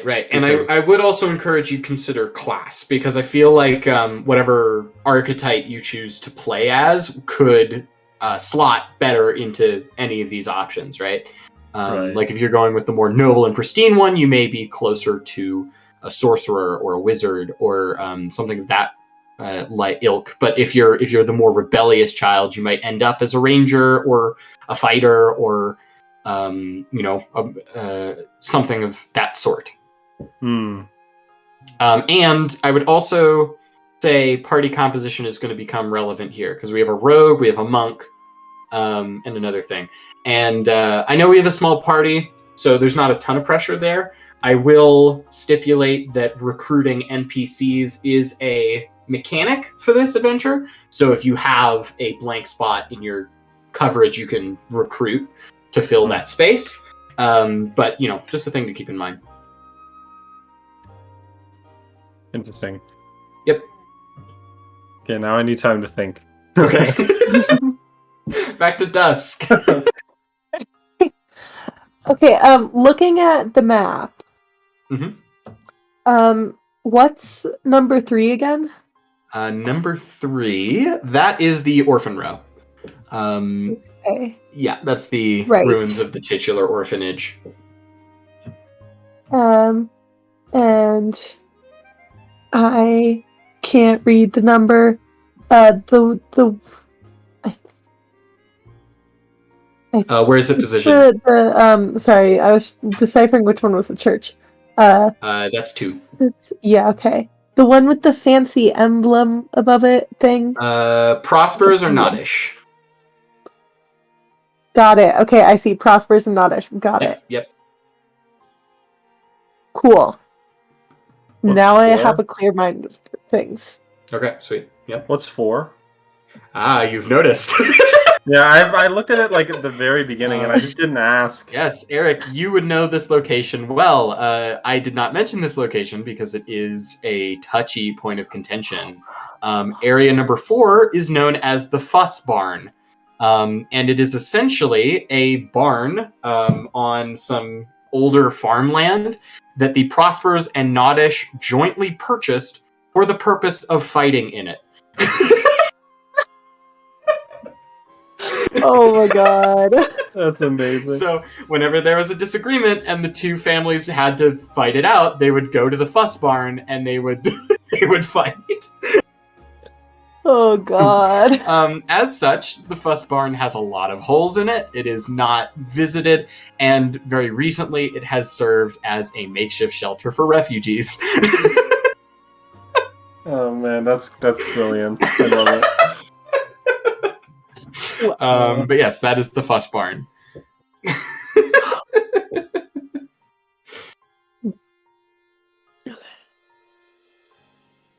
I think I'm leaning towards kind of like my character wandered off to the pirate ships and found somebody to be their mentor.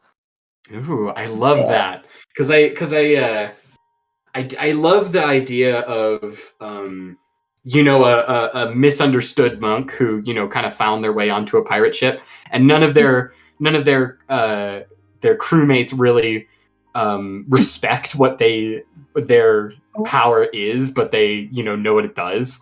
But they're like, oh man, I'm this cool monk with reverence and maybe a specific path and ideology that I follow, and then all the pirates are like, cool, you can punch shit good, and and so they've kind of gotten jaded because of that disrespect and non-understanding, and then they land and you get close with them, and then they teach you their craft. I like that idea. I love that shit. It's fucking awesome. All right, new NPC I gotta make. Do you want to specify stuff about your mentor? You want to tell me about him?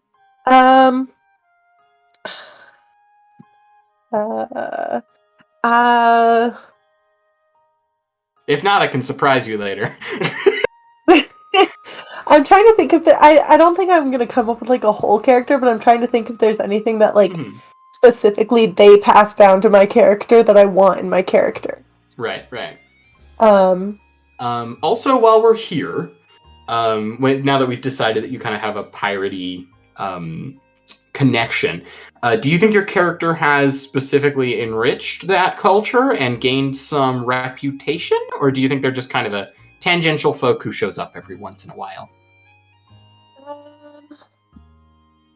Ooh. I think I'm there enough to gain a reputation. Okay. Then you may spend as many points as you would like on that specific standing. I only want to spend 1. Okay. Yeah. Perfect. So you've got like a little. People know your name, and you're somewhat trusted amongst them, but you aren't enriched in their lore and stories. You're just kind of flatly accepted. Yeah. Cool. I can give you more specific pirate information if you need it. Okay. Including the captain. I think regardless of what station you take as a pirate, you're going to end up getting to know the captain. So I'm going to send you her artwork. Ooh. So here we go. Hayden, you can just copy this from the main channel if you need to show it. This is Captain Nana. That's amazing. Yes. Half orcish. Swashbuckler for sure. Registered badass. Oh, totally. Yes, and she's a pretty rad gal. Not super old, probably like early 30s. And Already retired. Yeah, already retired. Very fucking successful pirates. The Dread Pirates are, they're basically one small sect of this larger Dread Pirate deal. They were widely feared on the seas before their fleet was destroyed in a massive battle, and they were the only surviving fleet, the only surviving segment of this group. So they kind of washed ashore with whatever remained of the larger horde's treasure, and they've been living off of that for the past few years, as well as gaining new jobs and roles in the community and funding themselves that way. Yes, but Nana is the most respected of the Dread Pirates. Actually, I think I might revise how many points I put into this. not because Nana's awesome, but not because of that. Because I was thinking on how I want to play my character, and they would just sit on the sideline. Yeah, sure, it's not because of Nana. Yeah, totally.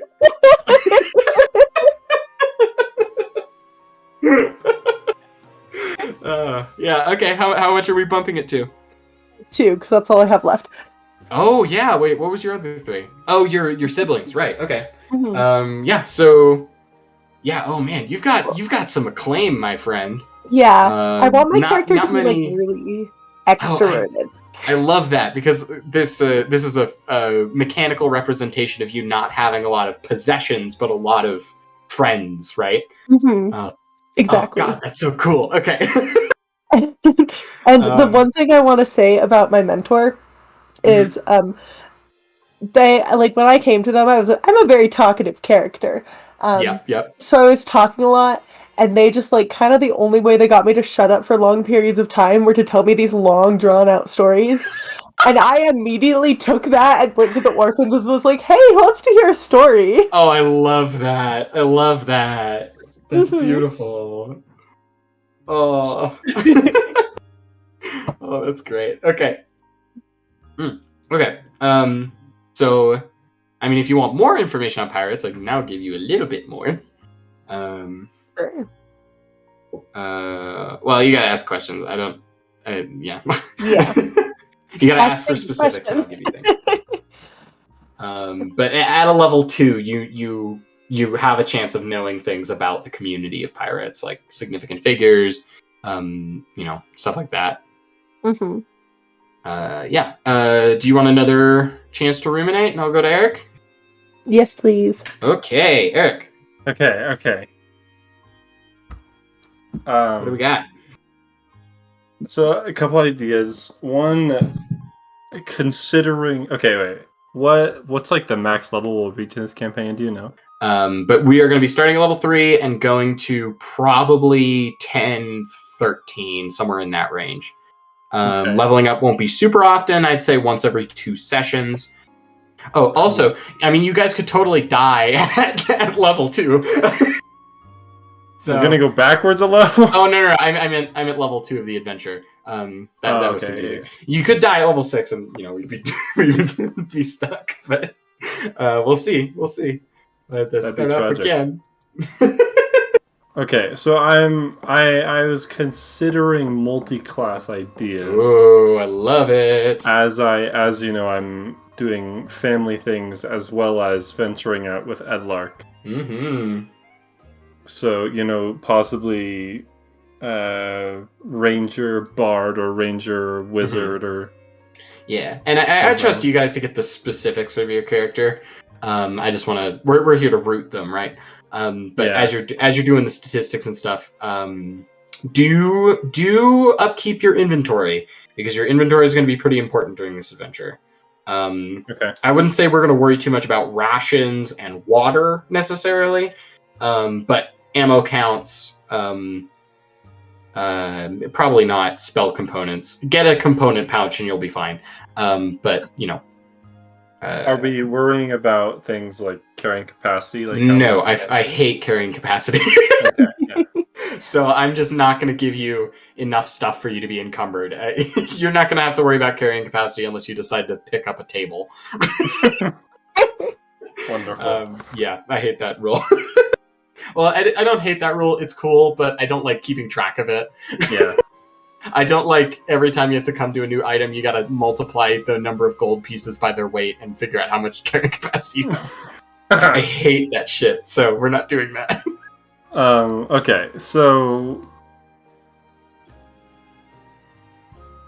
I'm considering on spending some of my points on my friendship with Edlark. Oh, I like that.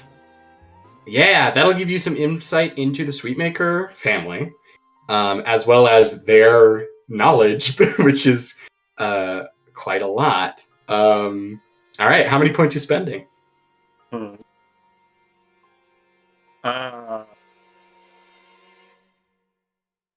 I'm considering 3, Ooh, all leaving right. 1 for the pirates. Juicy. That's like almost best friend status with Edlark. Yeah, I mean we are like childhood, Yeah. like supposedly like childhood friends, you know. I love Grew up that. together. It also means I don't have to do any backflips to get you involved in the plot. Because it's just like, my best friend's missing. Damn it. Yeah, exactly. Okay. Yeah, I love that. Okay. Okay. Well, then now I have a debate. Should I go for 3 and then leave 1 point to befriend the pirates? Yeah. Or do you as do they 2 befriend and 2? Edlark, or do I do 4 and 0? Oh, That's a lot of freaking points there. That's a lot. You get some. If you spend 4 points in the same place, you can get some juicy shit. But here's my dilemma. Yeah. The whole campaign is called the Sweetmaker's Secret. Oh, don't worry. But no, you're fine. I mean, I'm sure it'll still be interesting. But oh yeah, no, you're not gonna get any major spoilers from this. I'm okay. I might need some time to ruminate about this now. All right, yeah, that's a big decision. But if you know that you're gonna spend at least 3, I can give you more information if you want, right? Yes, I would like to spend at least 3 on You spend my at friendship least with 3. Edlark. Cool. So I can tell you some other stuff. So I'm gonna say that this puts you in sort of their direct operations, and I'll even give you like a little bit of Edlark's personal routine. So Edlark, you know a lot more about his personality. You know that he loses track of time whenever he goes hunting. Like if he is hunting, he is focused on that, and days will go by before he like comes back to the real world and gets involved in stuff. That's how he blows off steam, and he just frequently vanishes to go do that. You know that he is respected for his spunk among sort of the pirates and a couple of the orphans, and even the Noddish. He is actually primarily the brother that deals with the Noddish. They like him for his stubborn affront, and his good knowledge of the land. He is in fact a ranger. He's a ranger boy, and let me think here. What else can I give you? I can't give you that. I can. Okay, you know that he is a proficient craftsman. Most of the wooden toys within the shop are his handiwork.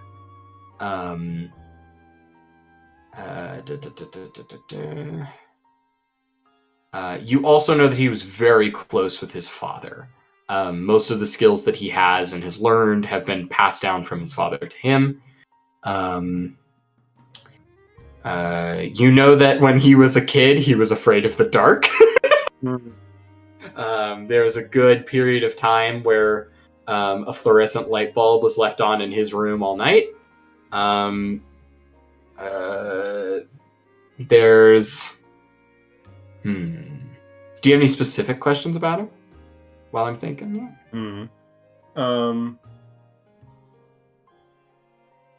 This is a more general question about the family as a whole, but when did their parents die? That's a good one. They died midwinter, I think 4 to 5 years ago. So recently? Yes, very recently. And their death was tragic. It was during this winter. There was a horrible sickness that kind of came through the community. And it took them suddenly and very quickly. So hopefully painless. It was a very sorrowful time amongst the community. And the brothers, it was snowy enough to where everyone was kind of secluded to their homes, and also, separated by this sickness. So the brothers were the primary caretakers for the parents in their last moments. And in the end, they both buried their parents at the edge of town, on the roadway that leads away from the lodge. Interesting.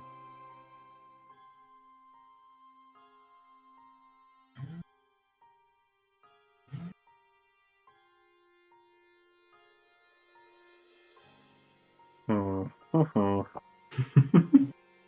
right. You want a sec to ruminate? Yeah, think of questions and such.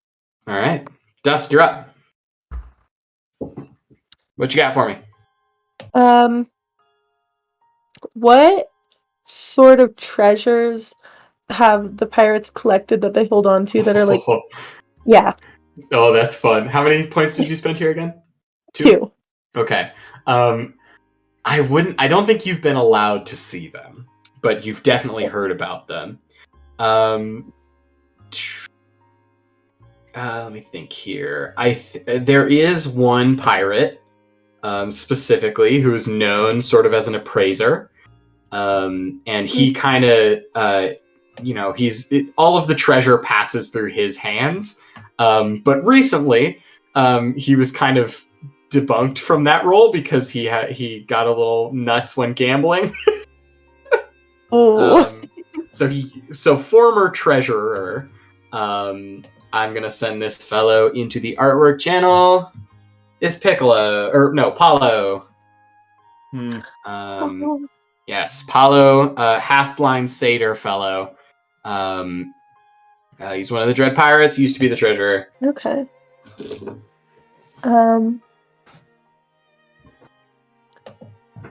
And so is it Nana or Nana? Nana. So Nana. Short name Nana, of grandma. Got it. It's not her actual name. It's like a nickname. Okay. Is Nana one of the eldest of the pirates, or is she one of the younger? She's early 30s. And you wouldn't say she's the eldest, but she's definitely one of the toughest.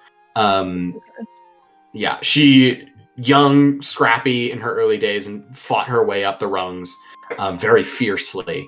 And in the end, she's kind of got this... she was kind of a mother of the group, hence the nickname, but very much a domineering, and it's kind of taken on an ironic tone now that she's kind of, the actual captain. And do the pirates mostly stick to themselves, or have they gone out into this community? Mostly they have stuck to themselves.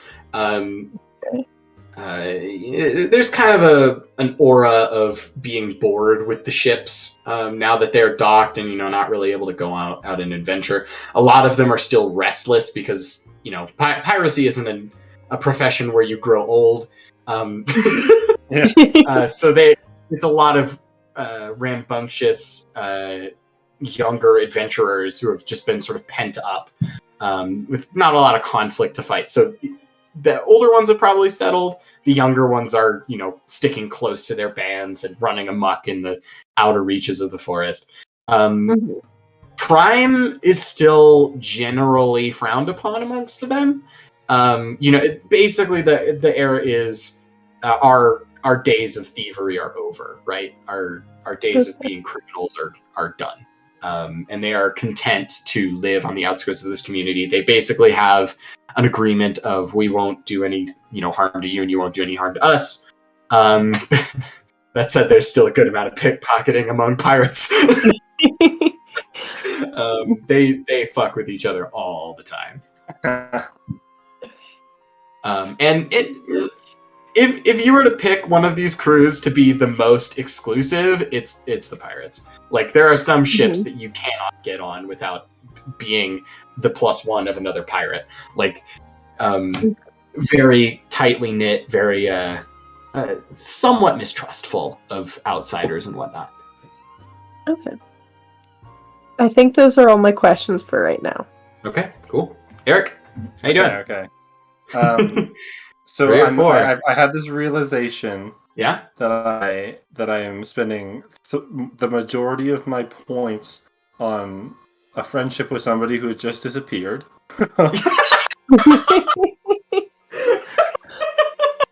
No, I'm sure. Okay. That's true. Okay, but keep in mind, much like how Dusk's thing is like a respect tangentially. If you're the right hand man of Edlark, you're getting some respect, right?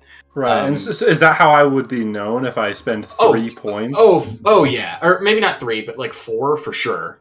3, you'd be like revered as a close friend, but like 4, you would be like fucking confidant. You would be like if you can't reach Edlark, you'd go to you. Okay. Ooh, now okay. So I have this 1 point that I've kind of given up on giving it to the pirates. Okay, do you want to know what 1 point is worth right now? Well, okay. I have 2 options. I would like to know for each. Okay, so either spend it on Edlark, right? Become the right hand man, like you say. Yep. Or possibly spend it again on my family, on being maybe a more well-known child or popular or favored slightly by the family. Yeah, totally. If you so right now, if you spend it on the family, that's going to get you a little bit more influence among them, maybe a bit of financial support, we could say. So here's your options. You can either spend it on the family and just the family and be a more trusted member of that creed, or you can spend it specifically for family money, which, reminder, 1 point equals 50 gold pieces added to your starting cash, or you can use it to find another family-specific secret, or a secret anywhere else, right? Basically, 1 point is equivalent to like a rumor, like the goblin thing. Okay. Yeah. Those are what you can get for 1 point. Well, of course, you can bargain for whatever you want, but those are the main ones that I've recognized. Okay, what were you gonna say before I so rudely interrupted you and asked about the family again? I don't remember. You said something along the lines of, would you like to know what this 1 point is worth right now? That's what I just said. Okay. Those are the things that are worth 1 point in terms of stuff. So, tangential things, right? This is really hard. I'm glad. That's the point. Oh man, we're making some character choices, aren't we, guys? I hope this is getting you excited to play. Oh yeah. Yes. Oh yeah. I was excited to play it once you read the setting description. Oh, thank you. I'm really proud of this setting. Yeah, Gonna it's be great. wonderful. It's lovely. I haven't even explored it yet, and I love it. Yeah, I just to give you some room for thought, I'll kind of ruminate on or spiel about this setting. I've been experimenting with settings that are limited to one location. For those of you who played Tale of Littlemore and other things, I've been sort of figuring out how the RPG system works with closed locales, because a lot of them are geared for like grand adventures and sprawling treks, but I kind of find those boring. But it just takes a little bit of minute tweaking in order to make one setting be all that you need. And that really lets you flesh it out and get some stuff in between and make it something you can really sink your teeth into. Yeah, I'm sorry, Nice. sorry to barge in, but how much time until we wrap up? Yeah, we can stick a time on it. Sorry, we went a little late because we started late. It's all good. I'm gonna give us a max of 30 minutes, I think. 30 more minutes? Does that sound fair? Does that sound fair to everybody? 30 more minutes? At most. Okay. Probably 20-ish. Okay. But I will fully convene in 30 minutes, and then if we have more, then we can meet up later and hash it out. I think we're probably going to have to do another thing with Alina. Probably won't need to record it, but I'll figure stuff out with her. Cool. All right, Eric, what do you got?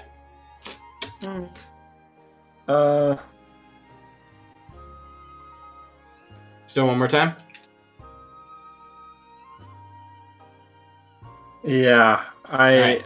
It's like I'm like either I go slightly more political route and go the point towards my family, or I go the also could end up being political route, but less of a politician way of doing it. Spend it on. I'd say if you go for another family point, maybe you have a bit of like a stance in either the trade, mercenary, or actual governing portion, lawmaking deal. Maybe you have like a brief start in any of those categories. But I'll let you think it over. Dusk, where were we? I think I mostly got my character figured out here. Hell yeah. Okay, so we've decided on an orphan syndicate character, 2 older siblings. Do we want to detail anything about the siblings? Very overprotective. I think overprotective. I'm thinking more like name, genders, class. I would We can, of course, I want one of them to be. I want one of them to be barbarian. I don't care about the other's class. Sweet. Okay. And I was thinking, I don't have individual names, but I was thinking maybe as a family name, something to do with Fern. Like, love it. I don't know. I'll ruminate on that for a bit. Okay, sweet. Yeah, and you can, when we get to the specifics, if you want to detail it, you can send those to me through DMs, and then if you want to just leave it up to me, I can fill in the gaps. Okay. But yeah. What else were we doing? Okay, so you have your 2 siblings. You have a mentor from the final fleet. I guess it's kind of up to you what type of monk they were, and I think that's the kind of character we can improvise a little bit. But do you have any ideas for their look or type? I don't know why I really want them to be short, but I really want them to be short. Okay, all right, they're short. Sweet. Love it. That's all. All right, okay, cool. Lovely. Short mentor. Awesome. Okay. Did you have any points left over? No, because you had 2 in the thing, 3 in your family, 2 in your pirates. Yep. Sweet. Did you have any other questions? I feel like I can give you a bit more leniency in terms of lore if you want to learn something new. I can't think of any right now. Okay, that's all right. Of course, you can always ask me in game too, because we've Okay. established what your character knows and where they're sedimented. So Mhm. this bonus that you get to certain knowledge is sort of carrying over. Sounds good. Yeah, but let's figure out where you're starting specifically. So if so I talked about this with Alina, but essentially the place where your character is going to be is the Sweetmaker factory, and you're going to be investigating their disappearance from there. The town has or the city has split up into search parties, and is going around the wilderness and whatnot. But you guys, the party, so to speak, is going to be investigating the central locale of the Sweetmaker estate for clues or any signs of rough housing, etc. And so, for your character, Dusk, I feel like you would maybe be roped into this just kind of from happenstance, maybe. Do you think you would volunteer to be a part of this investigating squad? Definitely. Okay, cool. The Nottish will take it. I think this is going to be brought to your attention by a group of Nottish, military folk, helmed by like one Nottish guy. You're basically, they were going around looking for people to do it, and they would pay if necessary. But if you're volunteering, they'll yeah. So you're a part of the squad. You're with our expert clockwork advisor. And you're you're gonna work with that, and then Eric, I think fucking obvious. Yeah. You know the estate well.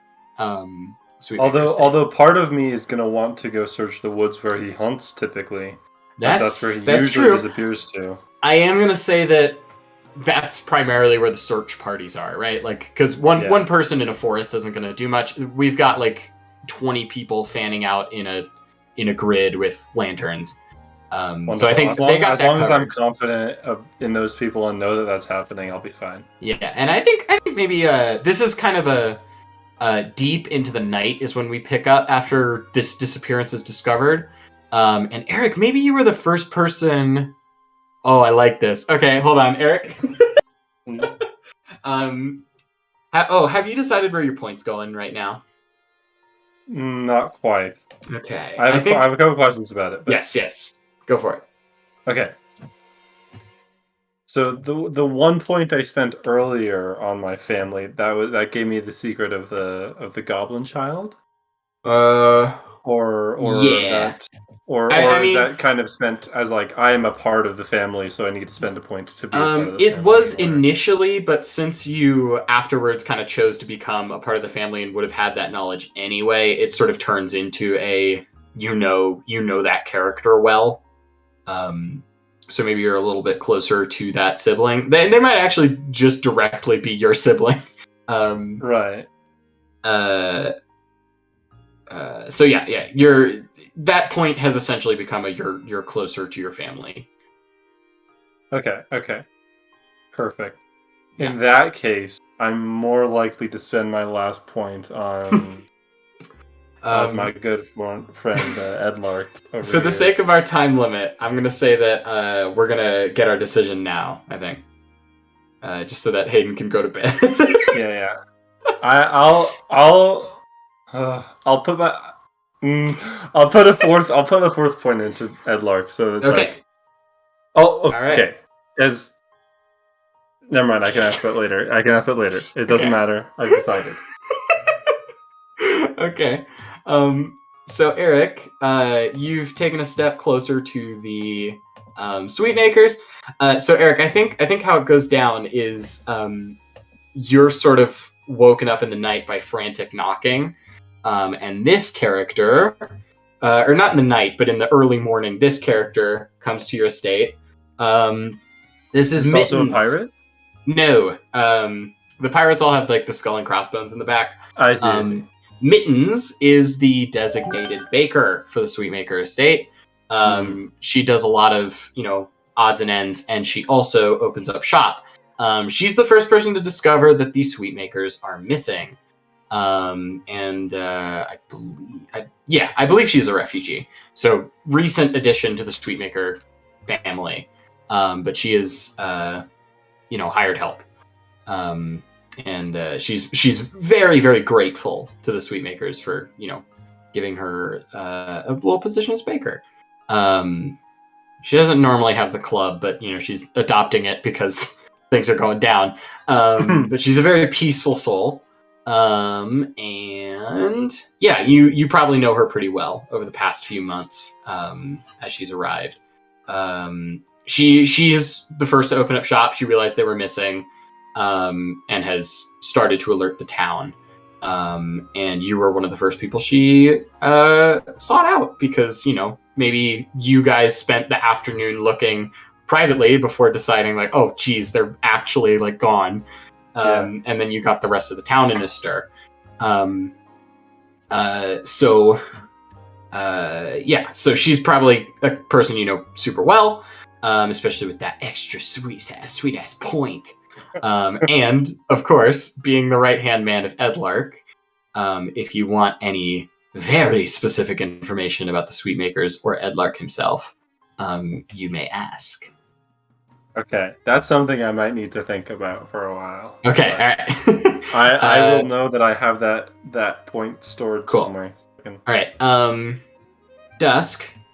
Mhm. I think we're pretty good on you. I think we're about yeah. So level 3 monk, no multi-classing. Oh, Eric, what's your multi-class? I forgot about that. Yeah, well, what are you thinking? Now that I spent so I'm like probably gonna do ranger primarily, especially now that I spent 4 freaking points on being out. Or maybe I should pick something that I can, It doesn't have to be. It doesn't have to be ranger. It could be fighter, or something in that wheelhouse of Right, but mostly something to complement him or go along with his style, and then possibly a few levels of something wizardly or bard-like. One of the two. Yeah. There you go. That'll probably come later though, because okay. Need to get a start. I need to be, somewhat competent. For, for a little while. All right. Maybe not. I don't know. We'll see. You can figure out the mechanics later, but that's super fun. Okay. Oh, this is so cool. You guys are knocking it out of the park right now. Okay. So we have Edlark. Okay, and then if you have any secret questions, I'm going to finish up with Dusk. Dusk, we're just going monk. We've got our cool mentor. Is there anything else we want to detail about you and your family or your surroundings? Anything you can think of? I don't think so. All right. I think we're going to call your character. Oh, yeah? There is. Sorry, I just want to.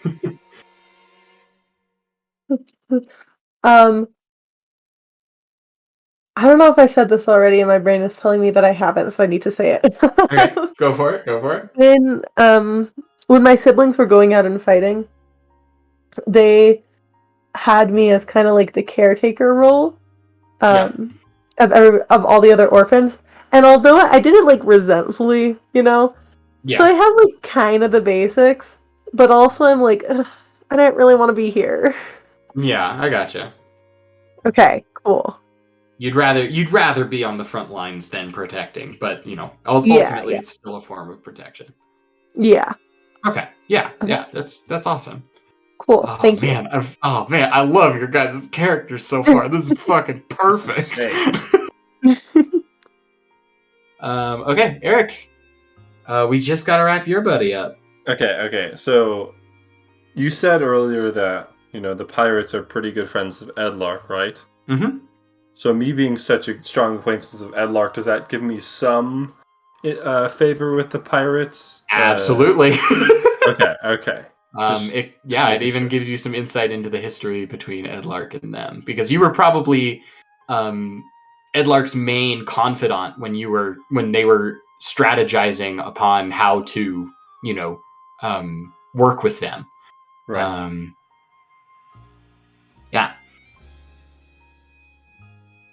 Cool. Okay.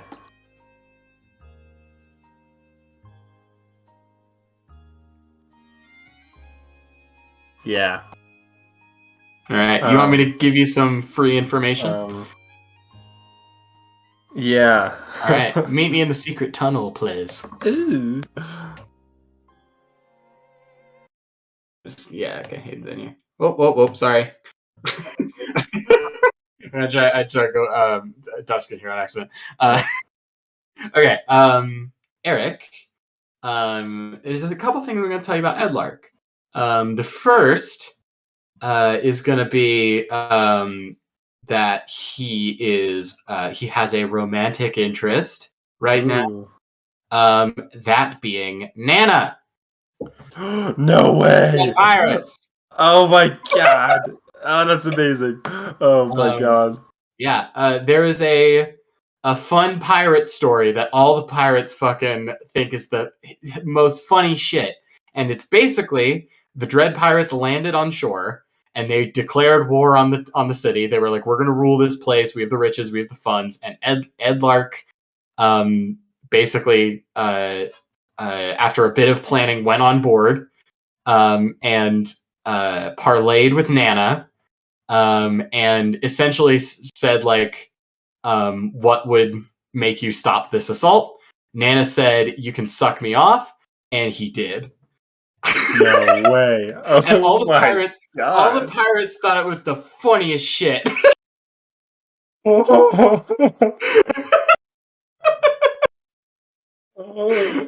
And since then, Edlark has the nickname among pirates of the Swallower. And I don't think my laugh just came through. But, oh my god! And he's gained sort of this, like I don't know how to describe it, but like he's a character to them. He's very much like a foolhardy, headstrong man who knows what he wants, and like everybody respects him for that, even though they don't have a rich history with him. And so that's kind of how he's revered amongst the pirates. And that eventually turned into a very flirtatious deal between him and Nana, which, tons of very healthy hunting trips, cool shit. Probably some of the first time since you first met Edlark that you've spent decent chunks of time away from him. Right. Are his quality time with her. And that relationship is kind of on the down low. But it's definitely. That's amazing. I love that. Do you have any art of Adlark, by the way? I don't yet. I've been saving them for last because I want to, have the style fully pictured before I do these two very titular characters. Right. But yes, I will be getting to that shortly before we start. Oh man, but yeah. So you know that about Edlark. And sort of a thing aside from that, you know that the Sweetmakers have sort of a saying, and a central philosophy, if you will, and that is that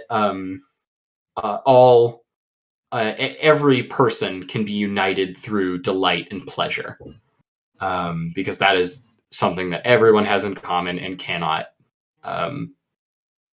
spurn. That's what they believe, and so that makes so much sense. Yes, they are gift givers, and they are trusting people.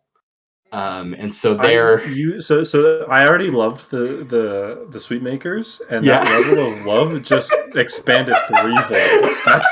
That's like my philosophy on life, dude. Well, yeah, that's good shit. And so yeah, your character has probably primarily gained that. And so sort of the Sweetmakers deal is just subtly proliferating this idea through the community. And it has done them a lot of good. And it also worries you. Their disappearance. Like if these figures are truly gone and missing, you have no idea what's going to happen to this community. Right.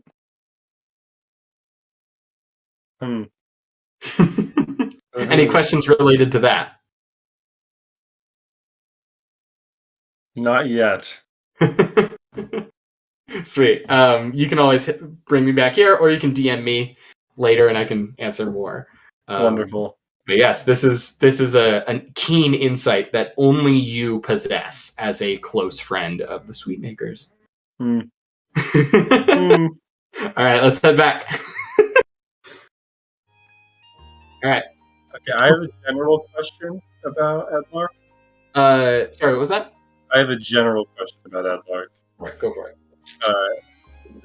What's his relationship like with his brother?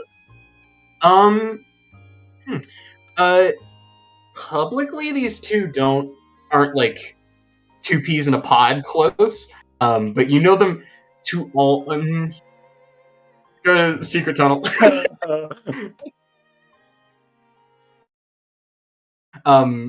Publicly, they are distant from each other, but they never quarrel. But closely, they are almost the same person, like two pieces of the same mind close. And purely their separation is born from their need to upkeep the reputation, because if Hennick is like Hennick preserves his reputation for the nobles, for the church, and Edlark preserves his reputation for the orphans, the pirates, and the general outlaw. And the two mingling kind of breaks that facade. So publicly, they are rarely closely knit, but in private, they are fucking twins. They are identical twins. In that way, identical, but yes. Does that answer the question? Yes. How do you spell Hennick? Henik. Okay. All right. Back to general. Thank you. Okay. All right, that's good. Dusk, did you think of anything while we were gone? You got any other? Okay, sweet. Then Eric, I think we're just about ready to wrap up your guy. Is there any loose threads we have? Not that I can think of at the moment. All right.